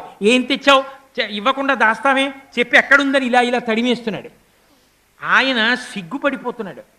ఖండోత్తరీయున్, అసలు వేసుకున్న ఉత్తరీయమే ముక్క, అది పిట్లిపోతోంది, అందులో కట్టినవి నటుకులు. ఆయన ఇంతటి మహదైశ్వర్యవంతుడు, ఇదా పట్టుకొచ్చి ఆ అటుకులు ఆయనకి పెట్టడం. ఇదే మనకి స్నాతకం చేసేటప్పుడు పెళ్లి కొడుకును కూర్చోబెట్టి ఏదైనా ఇచ్చేటప్పుడు శ్రియాదేయం హ్రియాదేయం భియాదేయం అని నేర్పుతారు ఉపనిషత్తులో. ఉదయం ఆయన ఇచ్చేటప్పుడు నేనే ఇంత ఇస్తున్నాను అనకరా, నేను ఏ పాటి ఇస్తున్నానండి, ఈశ్వరుడు నాకు ఇచ్చిన దాని ముందని సిగ్గుపడుతూ తప్ప నేనే ఇచ్చాను ఇదని గొప్పగా చెప్పకెప్పుడు. ఈశ్వరుడు నీకు ఇచ్చిన దాంతో పోలిస్తే నువ్వు ఈశ్వరుడికి ఇచ్చిందే పాటి అని సిగ్గుపడు అంటారు. కాబట్టి అటుకులు ఇవ్వడానికి సిగ్గుపట్టాడు కృష్ణుడు. నీవు సిగ్గుపడిన నాడు ఈశ్వరుడు తడిమి నీ దగ్గర పుచ్చుకుంటాడు. అది ఆయనకి కావాలా భక్తి. ఆయన ఒళ్ళంతా తడిమేసి ఇదిగో మూట ఏదో తెచ్చావనా మూట విప్పాడు. పాప అలా కూర్చుని ఉండిపోయాడు ముడుచుకుపోయి కుచేలుడు. మూట విప్పి ఆ అటుకులు చూశాడు. అబ్బా, అటుకులు నాకు ఇష్టమని అటుకులు తెచ్చావా. చాలామంది లోకంలో మాట అంటుంటారు, కృష్ణుడికి అటుకులు నైవేద్యం పెడితే ఇష్టం, ఆయన కర్మ, ఆయనకి అటుకులు ఇష్టం ఏమిటి, సమస్త బ్రహ్మాండములు ఆయనకు అటుకులు ఇష్టం కాదు, ప్రేమతో ఇచ్చిన ఆయనకి ఇష్టం. అందుకే ఆయన అంటాడు కృష్ణుడు, దళమైన పుష్పమైనను ఫలమైనను సలిలమైన భాజని భక్తిన్ ఎలమిన్ కొలిచిన భక్తులు ఇచ్చిన ఎలమిన్ రుచిరాన్నముగయను భుజింతున్. నాకు ఆకిచ్చావా, పండిచ్చావా, కాయిచ్చావా, నీళ్ళిచ్చావా నేను చూడన్నాయా, ప్రేమతో పట్టుకుచ్చిస్తే యోమే భక్త్యా ప్రయచ్చతి పత్రం పుష్పం ఫలం తోయం, ఏది ఇచ్చినా సరే పొంగిపోయి తింటానన్నాడు. కాబట్టి నువ్వు ప్రేమతో తెచ్చావు కుచేలా, నేను ఎందుకు తిన్ననుకుంటున్నావు అని గబగబా తడివాడు. ఆ అటుకులు ఉత్తరీయంతో పాటే ఇలా ఎడంచేత్తో పట్టుకున్నాడు.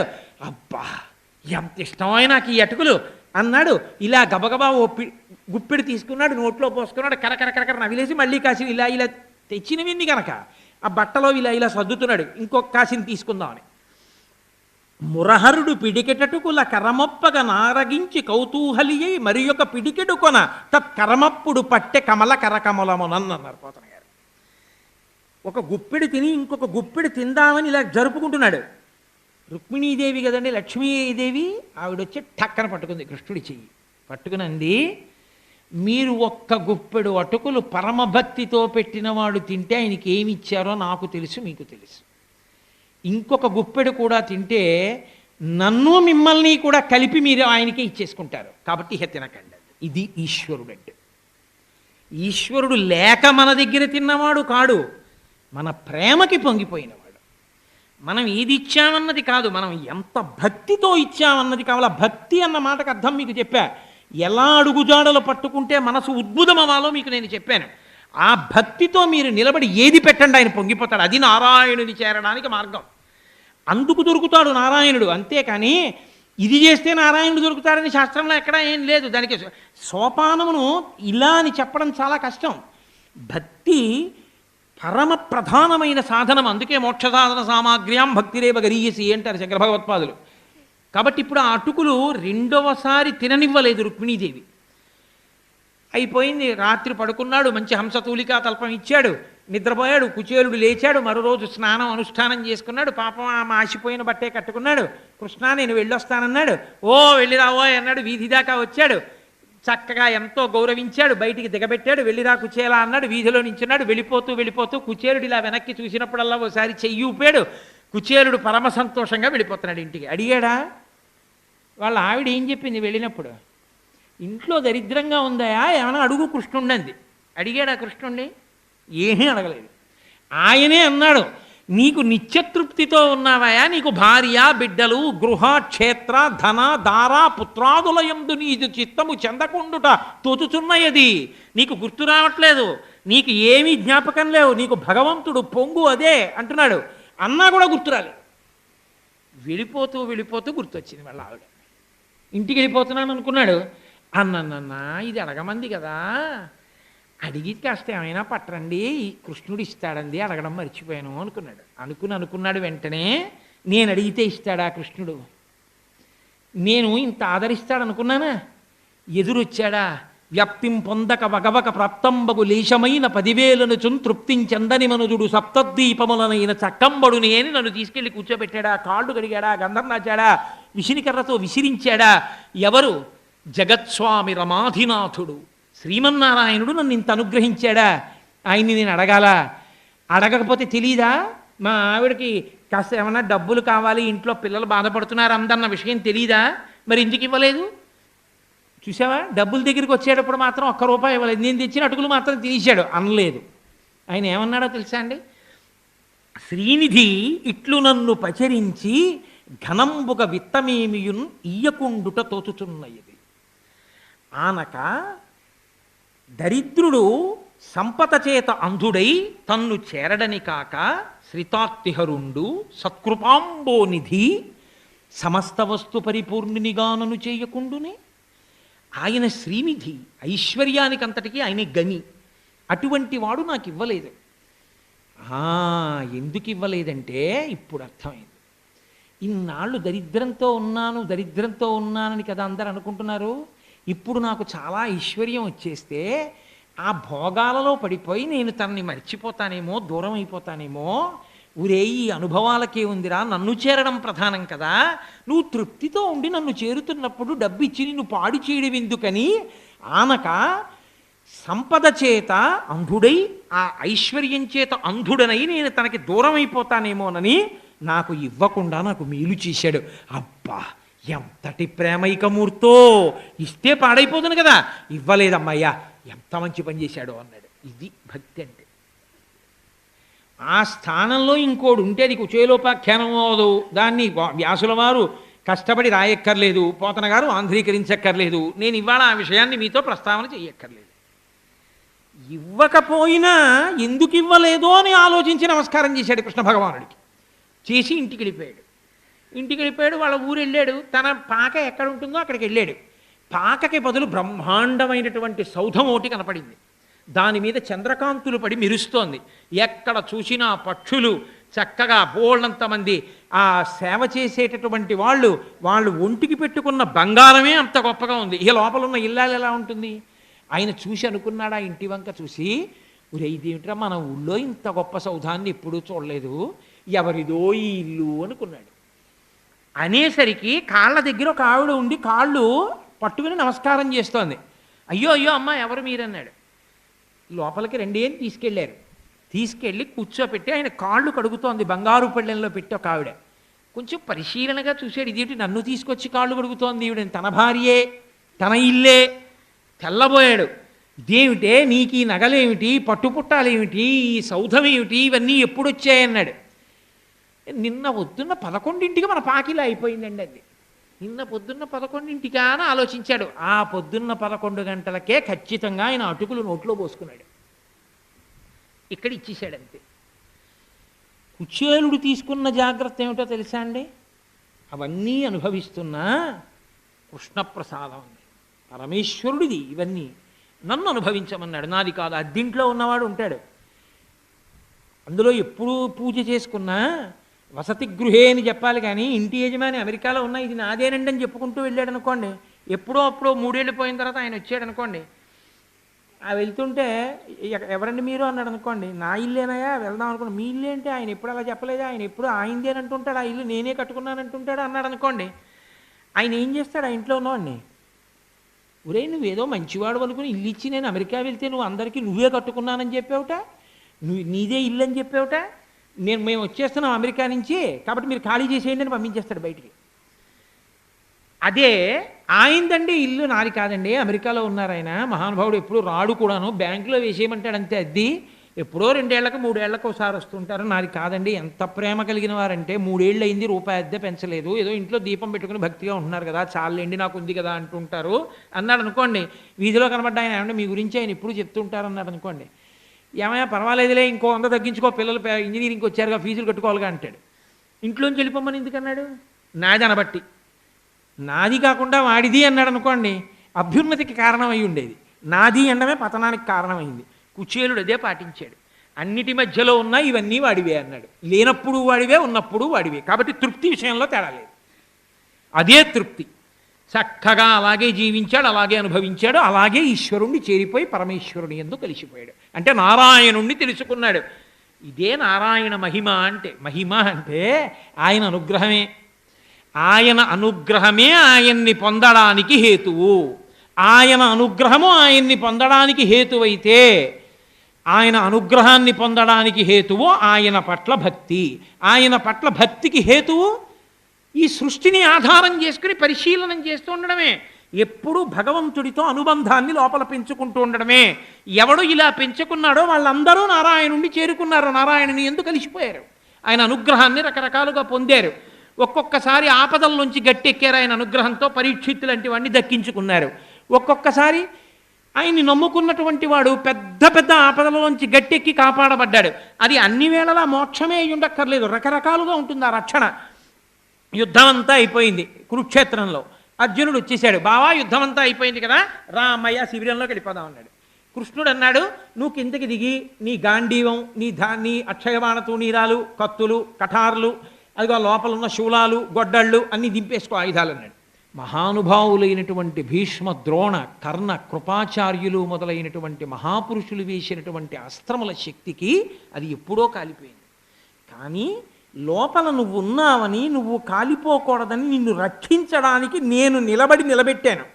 పని అయిపోయింది కాబట్టి నిన్ను దిగమని దూరంగా పంపించి నేను దిగ్గానే కాలిపోవడానికి అనుమతించాను.